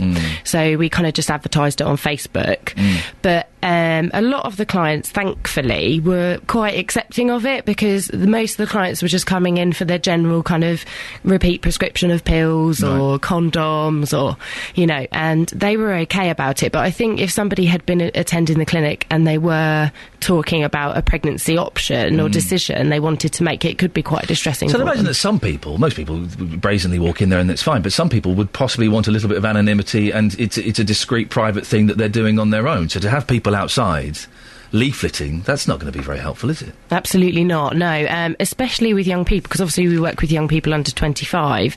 That's almost one of the most important factors to them in making a decision about whether or not to use a service or not. So it could very well have been that maybe clients didn't come to our clinic because they felt fearful that somebody would share information about them attending that clinic.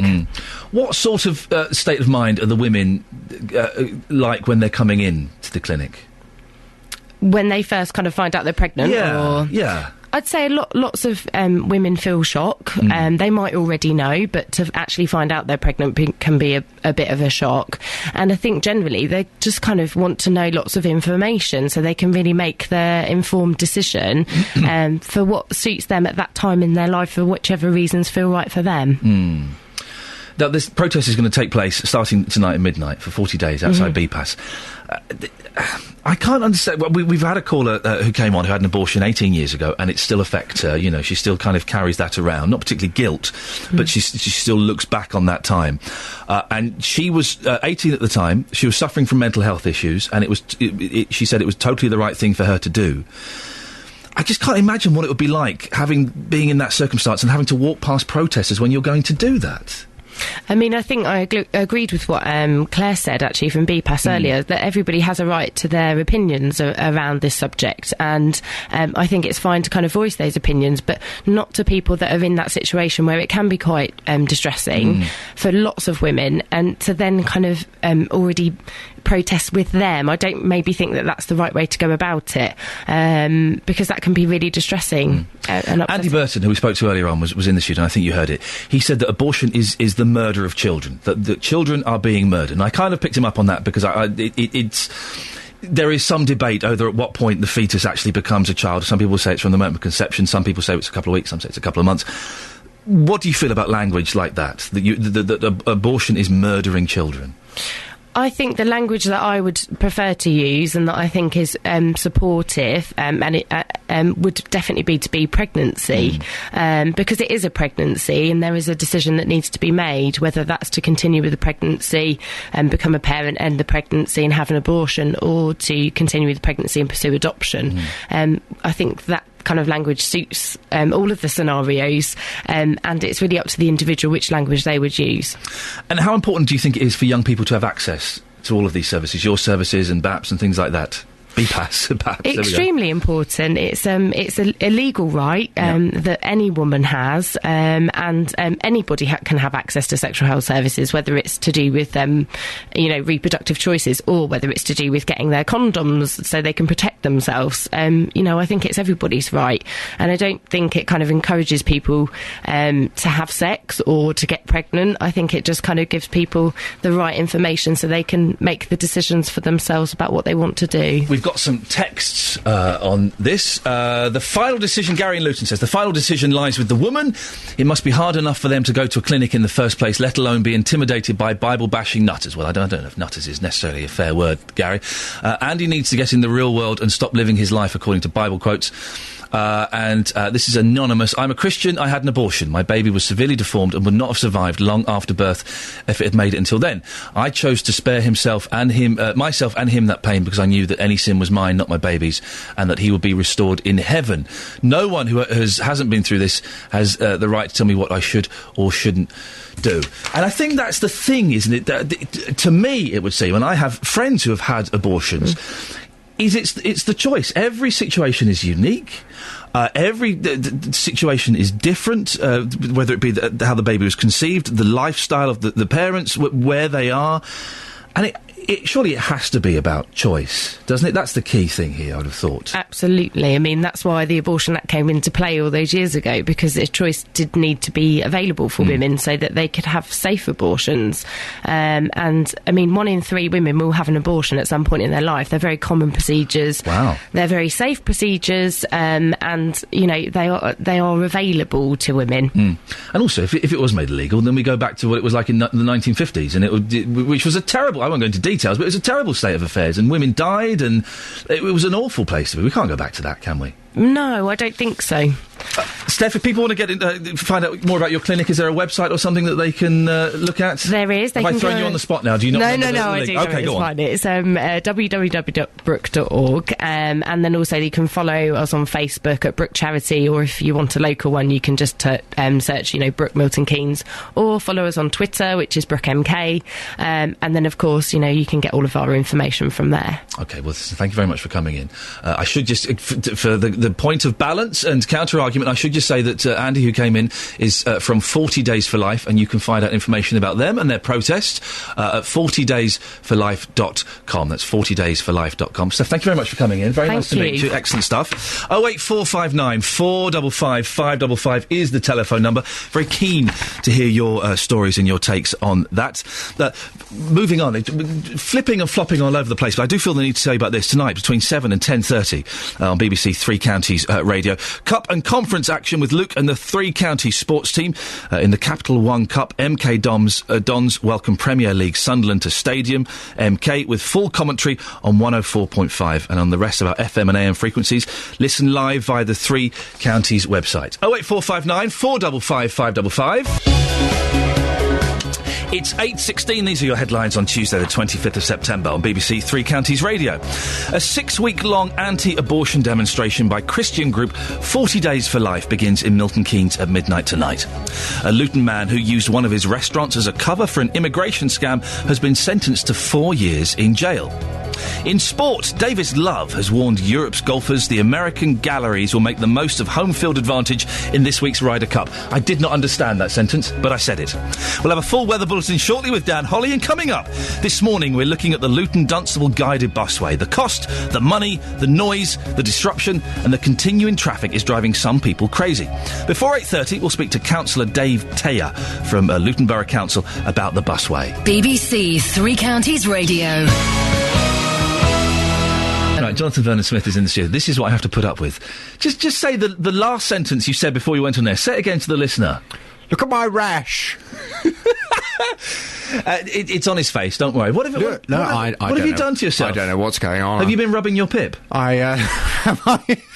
This is my... How do you know the name of my cat? It's a bit creepy. It is creepy, isn't it? Yeah. Yes. Don't tweet pictures of your pip hiding behind a cushion, then. Yeah, he was cold the other day. No, I've not been... no, I don't know why I've got this rash. Oh, God, it's horrible. Is it contagious? It's, probably. I'll come and rub myself against you. Oh, no, don't. I don't want to touch that. It's horrible. No, it's not contagious. It's like you've got a black eye. The eye is kind of almost closed up. What? Well, it's kind of... Is it that bad? It's worse than I thought. I'll be honest, you look awful. I mean that as a friend, and I think I can call you a friend now. You really look terrible. Thanks very much. Thank goodness I'm off on holiday next week, but sunshine. Hang on a minute. What? You've just been on holiday. No, what do you mean? You were on holiday a couple of weeks ago. That was months ago. It wasn't months ago. It was, because you did the show. That was first week of July. It's ages ago. You're going on holiday again? Yeah. Where are you going this time? Frigaliana. Do you seriously go to the same place every time? Same hotel? Luxury villa. You got a villa? Oh, well, there you go. Fantastic. Yeah, it's beautiful. I've got my Lilo out the loft while you're sleeping in your loft. I got my Lilo out the loft the other night. Yes. You good at pumping it up? Oh, yes. Pump it up in the loft? Very good lungs. Yes, excellent. Lovely. Well, so next week I'll be in my on my Lilo. Coming up at 9 on the big phone-in today, do you support the abortion protesters? Very interesting discussion you're having this morning. Protesters against abortion will start a 40-day campaign tonight outside abortion clinics across the world, including, as you've been talking about, one in Milton Keynes. It's one of the biggest anti-abortion protests ever to take place. They say that abortion is murdering children.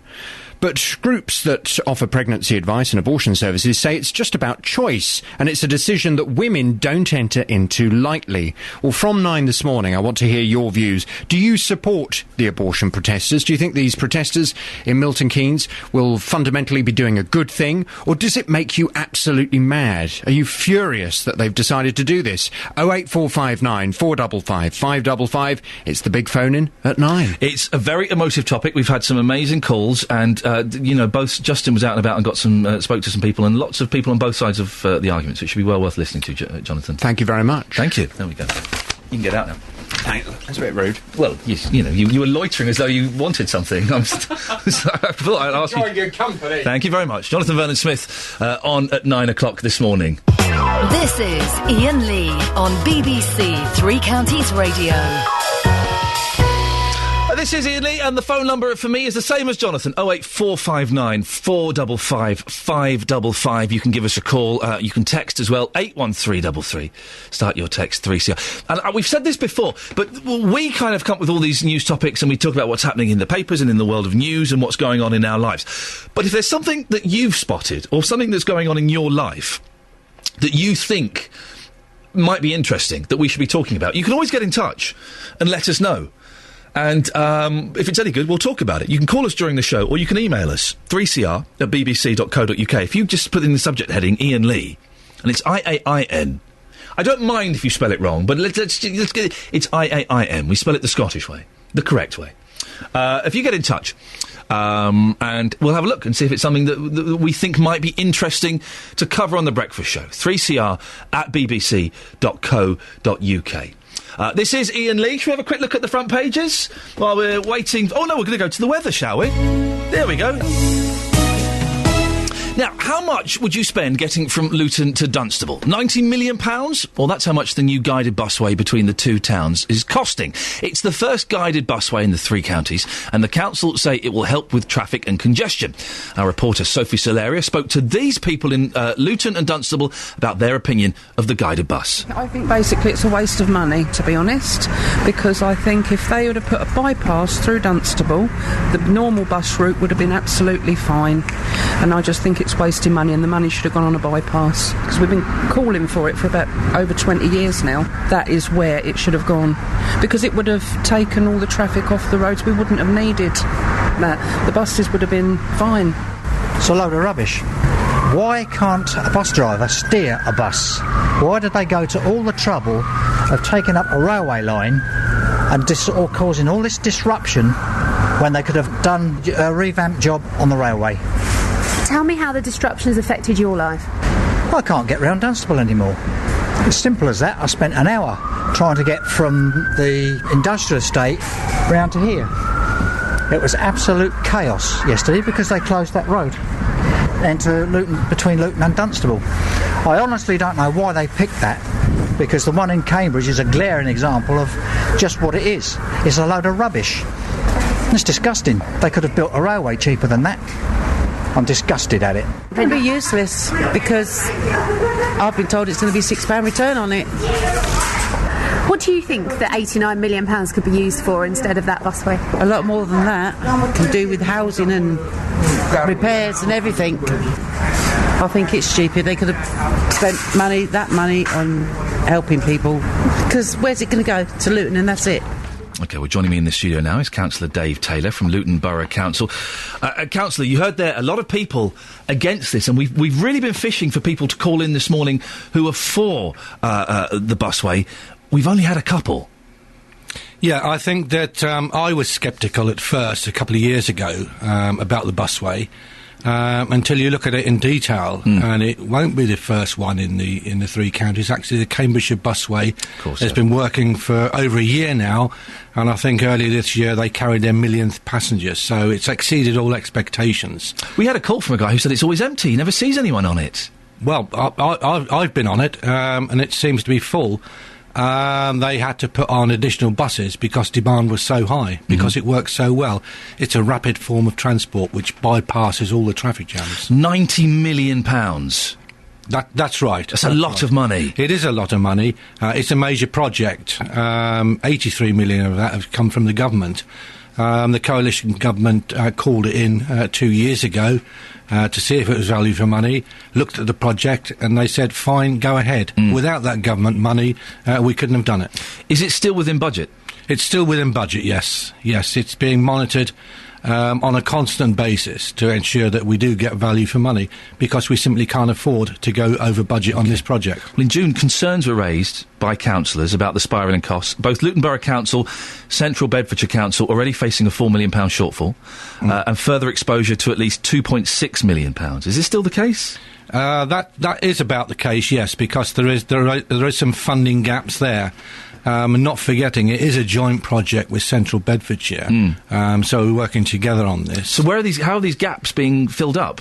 There'll be additional money coming from Section 106s. If you know what is that? I don't know what that is. That's a planning agreement by developers from Napier Park at Luton's end and the Duke Minster Estate at the Dunstable end. Right. So hopefully that will fill the gap. But if it doesn't, other means. If it doesn't, then are you in trouble? We're not necessarily in trouble because it will be completed and it will be up and running, and there are other areas of funding that we can look at to fund the gap. So it's not that we've got to pay up the money immediately. Okay. I mean, if there is a gap, we've still got a length of time to try and fill that funding gap. But there is no doubt there is a short funding gap there. So it could still go over budget then. And even if it doesn't go over budget, you haven't got enough money. No, it's actually the cost. I don't want to go into all the financial details. Okay. But if there's millions of pounds missing, you can understand why people might be concerned by that. Yeah, it's roughly around £6 million shortfall we've got at the moment. Right. But hopefully we can fill that in due course. And I'm confident that we will. But what if you can't? You're using the word hopefully. Yeah. You can understand there will be some people going, well, hopefully. Hopefully I'll win the lottery. Yeah. I mean, the busway is being constructed at the moment, and it will finish, and it will finish on time, and it will finish on budget. But with a £6 million shortfall, potentially? Potentially there is a £6 million shortfall that both councils are working on at the moment. We're in partnership with Central Beds, and we're confident we will fill that funding gap. Would things... So I'm sorry to dwell on this, but it is a lot of money. Would other things possibly face cuts to fill that funding gap? No. You can say that categorically? No. There are other avenues that we're looking at, such as regeneration money, other projects. That April next year? Is it going to be done by then? April next year, yep. Yeah, I can't. You can't tie me down on a specific date, but it's the end of April. It depends on the winter, because if you remember this winter, February, we had lots of snow, well below freezing. So obviously you couldn't do any work. So should we get a mild winter, and maybe a couple of weeks of snow, that shouldn't be a problem. Okay, it's well on schedule now. I mean, you can see all the all the work that's been done. All the bridges are in place. All the concrete's in place, so it's really going well, and it will be April next year. How much is it going to cost to ride? Sorry? How much will it cost to ride on the bus? Normal bus fares. Right. Okay. And just very quickly, because we are running out of time, for those people who are against it, can you, in 30 seconds, can you put forward the positive argument for this busway, why you think it's so important for this area? The positive arguments for this is it will regenerate both Luton, Dunstable and Houghton Regis. That's why it's a joint project. And I think that when you see the benefits of it, it's a rapid transport system. And when you look at the actual times, 8 minutes from Dunstable to Luton Airport, you bypass all the traffic. And there's no doubt about it, patronage will increase on the busway. Dave, thank you very much. That's Councillor Dave Taylor from Luton Borough Council. 08459 455 555. You can have your say. Across beds, hearts and bucks, this is Iain Lee on BBC Three Counties Radio. Plenty coming up in the last half an hour of the show before Jonathan Vernon Smith comes on. Separate beds, busways. Yeah, I know, it's good, isn't it? We've really have. Can I just thank you? We've really covered all different bases this morning, and you've gone with us all the way, and thank you very much for that. If you want to give us a call, 08459 455 555. Now, it's been a week since 2 police officers were murdered on a housing estate in Greater Manchester. PC's Nicola Hughes and Fiona Bone died in a gun and grenade attack after they responded to a reported burglary. This morning, friends and colleagues will hold a special vigil at the scene of the killings. We can get more on this now with our reporter, James Alexander. James, you're in Manchester, I think. What's happening there exactly? Yeah, this is where this morning's events are beginning. This is the police station where PC's Fiona Bone and Nicola Hughes were based. It's a modern red brick building, the Union flag flying at half-mast. And there's a neat sea of flowers on the grass down here beside me. It's been covered over this morning with a plastic sheet and tethered down because to try to protect it really from the rain and the wind. It's a really filthy morning here.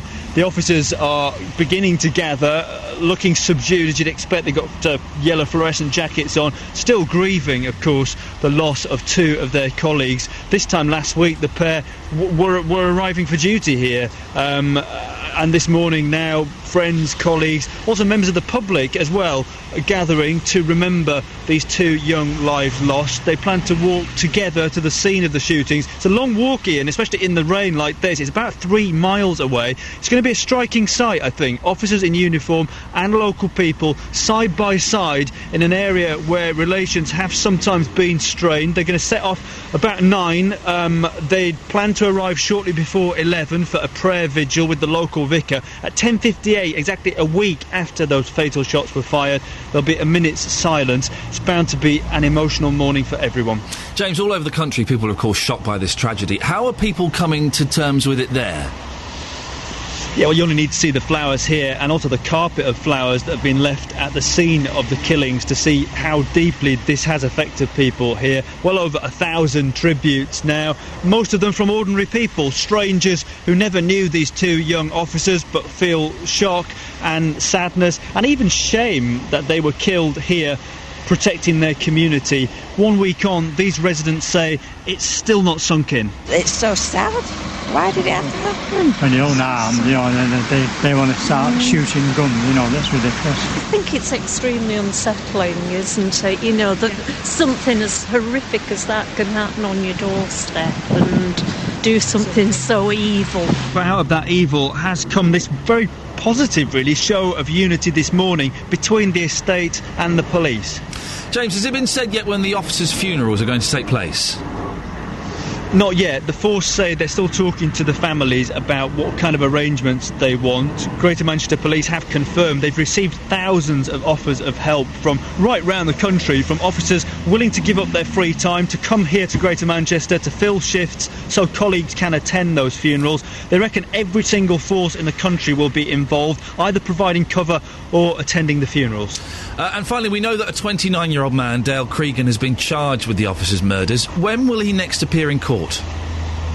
Yeah, he'll next appear in court in November. He's charged with the murders of Constables Fiona Bone and Nicola Hughes. He's also accused of killing 23-year-old Mark Short and his dad David in separate incidents earlier this year. Yesterday, the judge warned politicians, police and the press not to say anything now about this case that could stop Dale Cregan getting a fair trial. He remains in custody in Strangeways Prison. James Alexander, our reporter there from Manchester.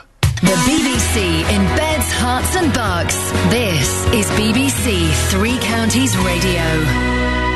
Now, is there anything wrong with sleeping in separate beds? I've been booted out of my bed, now I'm getting up at silly o'clock, and I've been sent to the loft, and at first I was a bit, oh, really? But no, I'm loving it. Well, in the studio is psychology professor from the University of Hertfordshire, Ben Fletcher. Good morning, Ben. Morning. Thank you very much for coming in. Pleasure. How important is the bed in a relationship? Well, I suppose the first thing you've got to say is every situation's different. Yes. But I do think, couples that sleep in the same bed together stay together. So oh God, I do think that's not a good start. It's a good thing, but you're in an unusual situation. You do get up at silly o'clock instead of sensible o'clock. So. We have had some people phone in who are sleeping in separate beds, and it was their lifestyle choice, and they've said that it's actually helped the relationship, because sometimes the bed, it can be a battleground. Duvets and pillows, and you've got my side of the bed, and turn the radio off and turn the light off. All of this goes on. Or is that just my troubled marriage? No, I think that's true. Every situation is different, and some couples do, get on very well together separately. But I do think, when you sleep together, it helps in intimacy. I don't mean physical intimacy, in psychological intimacy too. So it's a good kind of thermometer of things. And, I think the thing in a situation like yours and other people's is if it's a change in state, if you start to sleep apart, that potentially does signify something. And, you need to do something to bring the relationship back together again, perhaps. Because, if there's no reason, there are snorers, heavy snorers, there are all sorts of reasons that people need to sleep in separate bedrooms. And, but if you can discount those kinds of reasons, then it's a good thing. If you want the kind of relationships that's close, to be close, and that means not just talking to each other at night, but perhaps sleeping in the same bed. What effect do you think it can have, sleeping in separate beds? Well, I think it's like everything. If you start to sleep in separate beds, and you said in your own case, that's a new situation for you. Yeah. You've got to compensate for that, by showing, being close in other things, to show some romantic, signs in other ways and so on, to be closer in other ways, to show your partner that you love them and so on in different ways. And I think, okay, the bedroom is never the place to start new behaviours, so I think it's a good thing to do that outside the bedroom. But I do think, I would recommend that you make sure that you keep those signs and signals pretty good. I bought her a Chinese takeaway the other night. I don't think that's going to quite do it. And also, I ordered it when she was on her way home, and she got stuck in traffic and arrived, and I had mine and then went to bed. I think it might be better if you perhaps cooked a little something. Oh, no, I think that could only make things worse if I did that.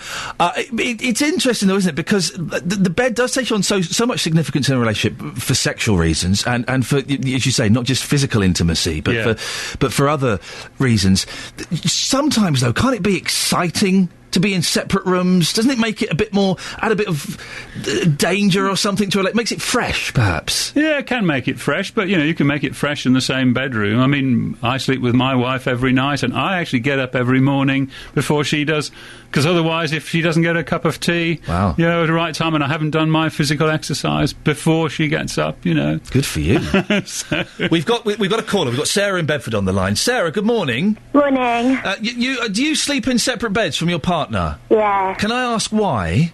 We've got a 14-month-old son who has never slept through the night. He'll go down, but then he wakes up either midnight or 2 and screams until he's in with us. Oh. And I know. Sarah, you can't... No, that's it. He's never going to get out of that bed now. He will, but we take it in turns. Like last night was my partner's night to have him, and he's not very well, so we've got about 3 hours sleep. I'm shattered, and tonight it's my turn. But regarding the intimacy, you're just so tired, it just does not happen. Honestly, what's that? Intimacy, what is that? Well, I think children, that's a big issue, so I think what you just said is quite a common problem, a common issue. How would you suggest that a couple would cope with that kind of thing to keep their relationship up? Because it's obviously it's a necessity. They're going through this. So there are things they could do to kind of help. Well, they show they love each other outside the bedroom. They can't do it, the kitchen. She's saying wherever. It doesn't matter where it is. And I'm not talking about physical things. I saying do nice apologise. things and cooking dinner or doing things that you would normally do. Do something different. That's a thing. To get something different. Sarah, do you kind of make sure you show each other affection? Because it is difficult in those early months of the baby. We do. What happens is sometimes my mum will have him for a couple of hours at a weekend so that we can just go out and have lunch together. I know it sounds really boring, but at least we're together and we can hold hands and it's just really nice. But come 8 o'clock at night, I'm ready to go to bed. I know that feeling. Sarah, can I say I had this problem with my baby. You've got to do the controlled crying. It works. We did that to get him into his cot. But at night, my partner gets up so early for work, he has to leave at 6, and just to get some sleep. Yeah, what you need to do is he needs to go and sleep in a hotel for a week. You need to be strong and do the controlled crying. It'll work, I promise. It will save your relationship. Sarah, thank you for calling. Best of luck. Thank you. There we go. When babies come in, the whole dynamic of a relationship changes, because when it's two of you, you're the focus in each other's life, then suddenly there's this thing sat over there that is getting in the way. I do think that's one of the things, not just having a job like yours, but having a baby is a completely different ballpark. But, that's another place where you've got to start new behaviours, I think, to demonstrate the affection and the love that you have for your partner, because that can drift. Yeah. That's the thing. You can take your eye off the ball, you're absolutely right. And there is, of course, this new phenomenon, well, not new, it's a couple of years old, of date nights, isn't it? Where couples, married couples, maybe things are a little bit boring. They go out to the cinema, but quite often they'll meet each other at the cinema as though it's a proper little date. Yeah, I would say I'm not sure the cinema's a good thing, because you're watching something. It's better to talk and, do those sorts of things. And, I don't know, do things like, if you don't normally cook something, or... You're obsessed with cooking in the kitchen. What's your problem, Ben? For goodness sakes. Well, I haven't had my breakfast. Me neither. Ben, listen, thank you very much for coming in. It's Ben Fletcher, psychology professor from the University of Hertfordshire. It's 8:45. It's Tuesday, the 25th of September. These are your headlines this morning on BBC Three Counties Radio. A 6-week-long anti-abortion demonstration by Christian group 40 Days for Life begins in Milton Keynes at midnight tonight. A Luton man who used one of his restaurants as a cover for an immigration scam has been sentenced to 4 years in jail. In sport, Davis Love has warned Europe's golfers the American galleries will make the most of home field advantage in this week's Ryder Cup. And coming up this morning, we're looking at the Luton-Dunstable guided busway, and we're taking your calls on that. There's a 15 minutes left of the show if you want to get in touch. 08459 455 555. BBC Three Counties Radio. Always a cracking listen, and on Nick's show today from 1pm, he has hypnotherapist Christine Black coming in, and she'll be able to help with stress, anxiety, self-esteem, self-confidence. She won't hypnotise you on the air, but she'll be on from 1 o'clock and she will be able to... Hey, I used to be a hypnotist. This is true. Years and years ago, I used to do stage hypnotism and could do all that, make people think they were Elvis Presley, forget the number 7, all that stuff. It's very weird. And very enjoyable. I don't know if I could do it now.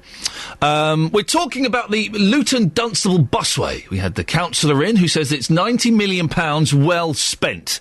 Does anybody out there agree? Roy is in Luton. Morning, Roy. Good morning, Ian. Roy, what do you make of this? A waste of money completely. Oh, really? Why? Well, I was a bus driver for many years. I don't know the mention of the company.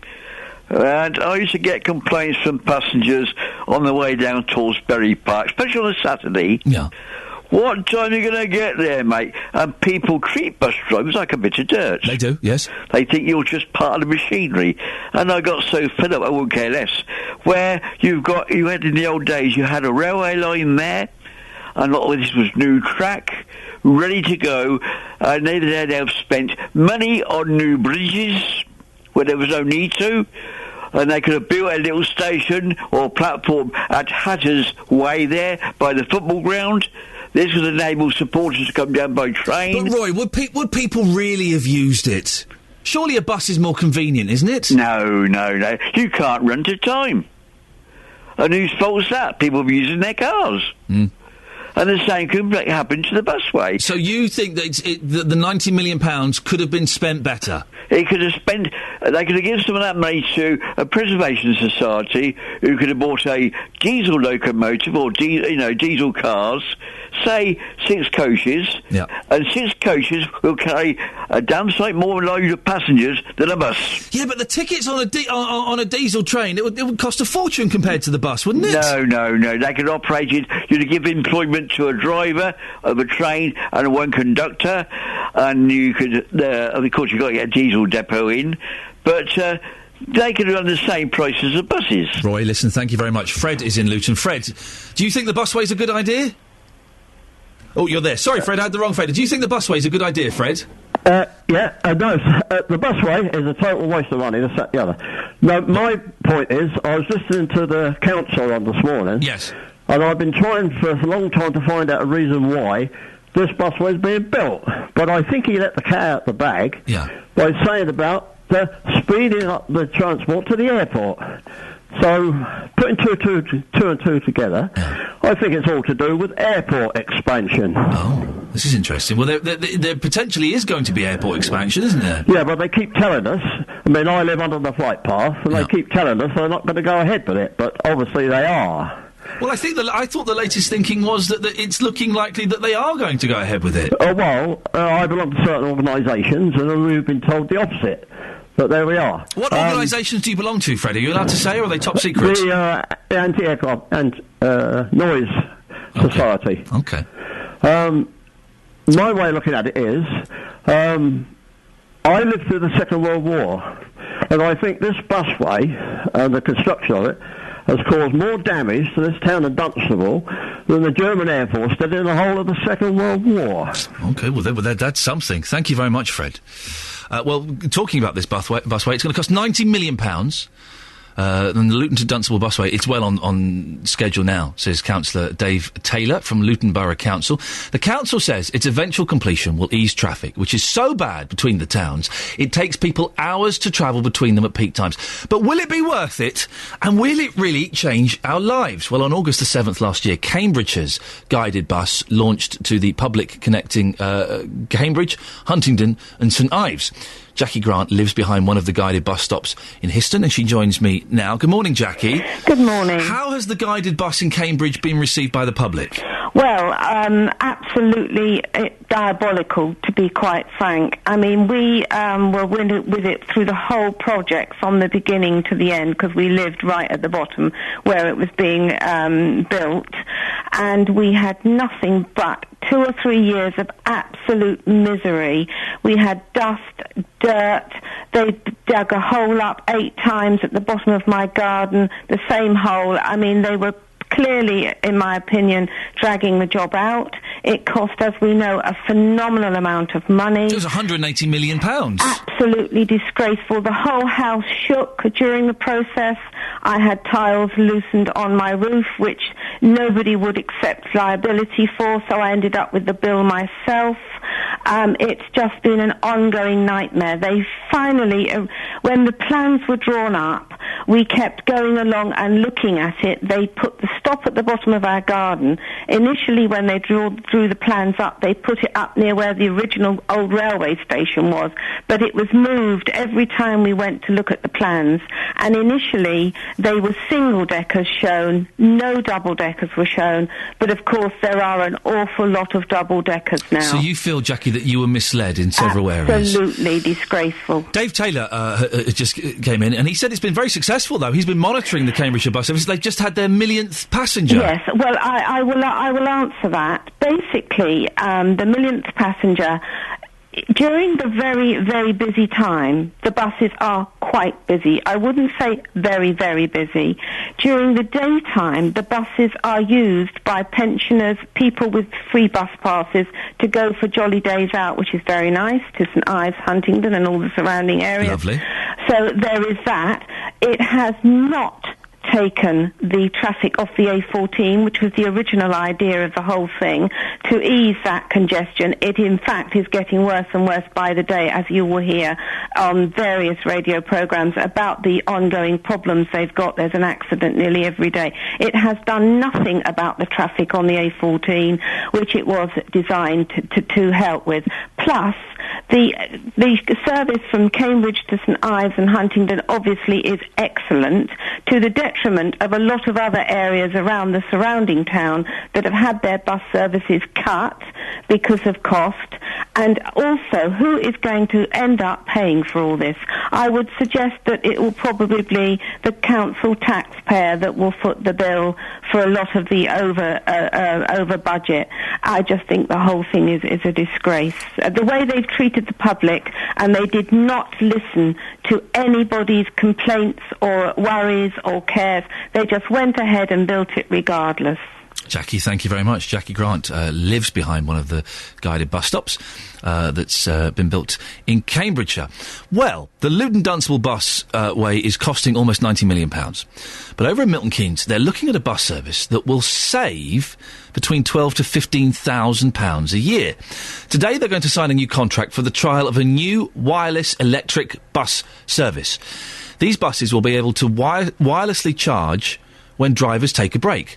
Let's speak to Andrew Geary, who's the leader of Milton Keynes Council. This sounds very high-tech, Andrew. Explain it in layman's terms for an idiot like me.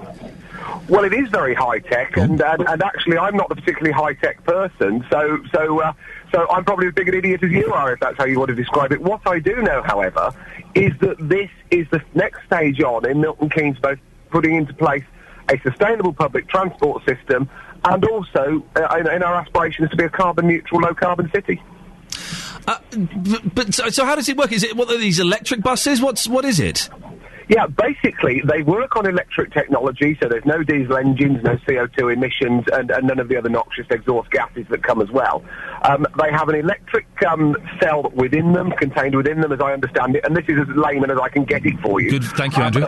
And they park over what is known as a charging coil, which charges, it's a wireless charging system, it charges the cell, and then the bus can go on its route again, and on the route it drives over some on its way, and that puts a bit of a boost into the charging system as well. But that you can charge the cell, unlike the electric cars, which people say, you have to plug in and charge for several hours. Yeah. Actually, these would charge 2/3 of their capacity in about 10 minutes. Wow. And this is going to save you a lot of money.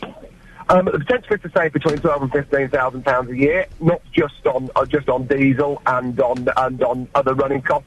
But also, there is a saving to the environment as well, and that's one that isn't quantified in the cost.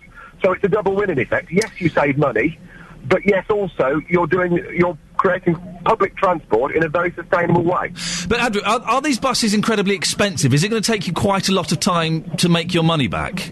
Well, it's not us who's buying the buses, let's be clear about that. It's the bus operator, but then they charge us. So, yes, in effect, we're able to pay for it. This is a partnership between a good number of people. Yeah. And yes, as I understand it, and I'm not an expert around the finances of this, but as I understand it, there is a significant amount of assistance from outside to do this as well.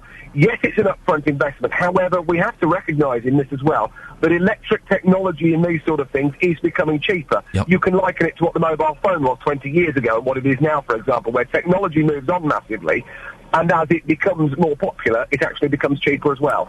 What's your outlay then, Andrew? What's it costing? I don't know, is the honest answer. Because it's a partnership arrangement between an awful lot of different people, you cannot really quantify what the outlay is. There's no capital outlay for the council. We're not buying the buses. Right. So that's that's the critical part. There is an investment to be made in the infrastructure and the technology, but actually that is a spend-to-save system that you invest capital money to save on revenue over the course of years, and that's the way that local authorities, as indeed any businesses, operate. Andrew, listen, thank you very much for coming on. That's Andrew Geary, who is the leader of Milton Keynes Council, explaining about these buses that are potentially going to save money. £12,000 to £15,000 a year. It would be interesting to find out what the initial outlay is, though, because £12,000 to £15,000, it sounds quite a bit. It sounds a little bit, doesn't it?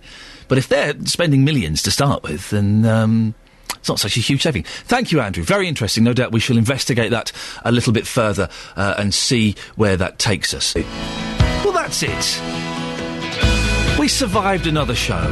Nobody died, which is always a good way to end a show. Thank you very much for all of your calls and your texts. I really do appreciate it. It makes the show a lot more fun. Coming up next, it's Jonathan Vernon Smith and his wonky eye. Getting beds, hearts and bugs talking. This is BBC Three Counties Radio. Yes, thank you, Iain.